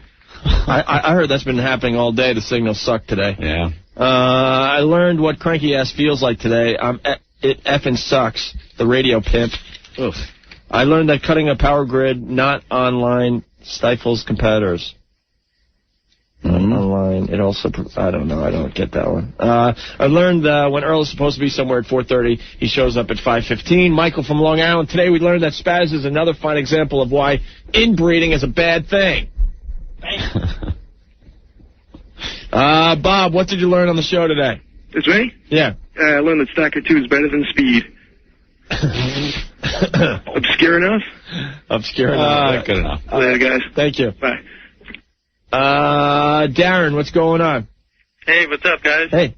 Yeah, I learned some important grammar tips from Spaz today, like more good. More good. More good. More good. Mm-hmm. And how to use the word gotten a million times. Yeah, that's good. Let's see. When I write my next presentation, I'll be sure to have him proofread it for me. Yeah, here it is. An open casting call for women who want to be in porno. All women gotten from the Opie and Anthony show. Gotten. Iona. There it is. And more good is Brian Regan original. More good. More good. Rick from Queens. I learned that Wendy is short for money-grubbing whore. Wow. Wendy. I learned Christina Aguilera will give you genital warts. Tony. Yeah, I learned that Black Girl is really black, and it's not just a nickname. I went down to get my sticker today. You guys rock. And you got a wow sticker from? I got a wow sticker from Black Girl. All right. Thank you. All right, my man. You missed the answer. I'll do it with Aunt. Aunt, where did you get your wow sticker? I got it from a Negro. Yeah. But we don't call him Black Girl because he's black. The fact is, the guy wears black every single day. We've never seen him in another color. Oh, Lordy Lord, he's desperate. Do what he say. Do what he say. And we're coming on working here 2 years. Yeah. Have you ever seen Earl in another outfit besides black? Never. Never, ever, ever. Never. Last year. Last year when? When you made him put on the teal green Yam bag. Oh, yeah, when he put on the banana hammock. One other time. The yam bag. DB from the Bronx learned that there are some things that Spaz has gotten to keep to himself. Gotten to keep to himself. It's hard to read Spaz language. God. And he does that, no problem.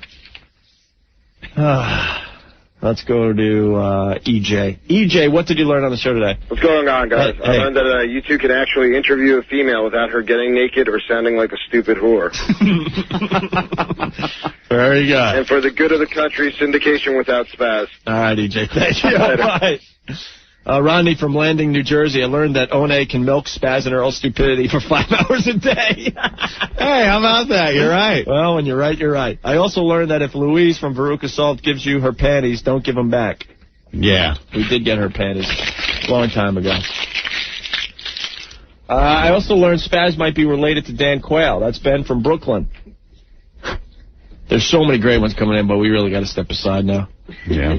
We really do. It's over. I learned that Jay Moore is premature and he looked like a baby kangaroo. That's Byron from Newark. Sammy, what's going on? Yeah, I learned that, first of all, Tom Brokaw is a drunken bleacher creature at Yankee games. I learned that the killer mosquito will be the new exhibit at the National Wildlife Society in Sloatsburg. Yes. And I also learned that I can't survive one weekend without hearing Spazz's Weekend Review. Yeah. Syndication starts in Sloatsburg. All right, thank you, Sammy. Bye. I think we're going to have to bring back Spazz's Weekend Review Friday, you know? Yeah. A lot of people begging for it. All right, I don't know why. We'll end with Kim. All right. Kim from Jersey. I learned that Spazz's night job as a crash dummy has taken its toll. God damn, there's so many good ones. We got to get off the air. Isn't that Kevin from Sloatsburg checking in? I learned Spaz moved to Sloatsburg so nobody could hear his girlfriend's screams. Domestic abuse is over here now. Over here now. I learned that Spaz is like Ike Turner. All right, and others on the screen real fast. Joe, Bobby Knight's tirade was invisible. That's what he learned today. Pete from Rockland County. I learned that when Spaz goes postal, Open Ant are at the top of his list. I also learned that Erica will get blamed.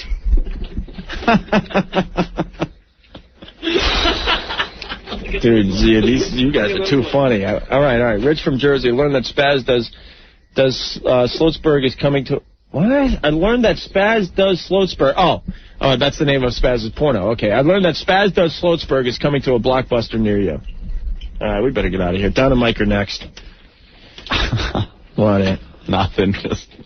Just stupefied again? More good. This was gotten. He's gotten more good. This has definitely been a more good show. Yes. It just keeps gotten better. We're getting more good. We've gotten more good. We've gotten more good. Okay. And let's leave our listeners with some wrestling tickets. Let's do that. I know, they're all great, but we got to get out of here. You guys came to the table today with your humor. All right, we've been giving away WWF tickets. Gonzo Radio. We got to Gonzo Radio. We got to get a Gonzo Radio sweeper. Gonzo Radio. In the Gonzo style. In the Gonzo style, as per Spaz. All right, WWF tickets. Winner receives a pair of tickets to see SmackDown Tuesday, August 8th at the Continental Arena.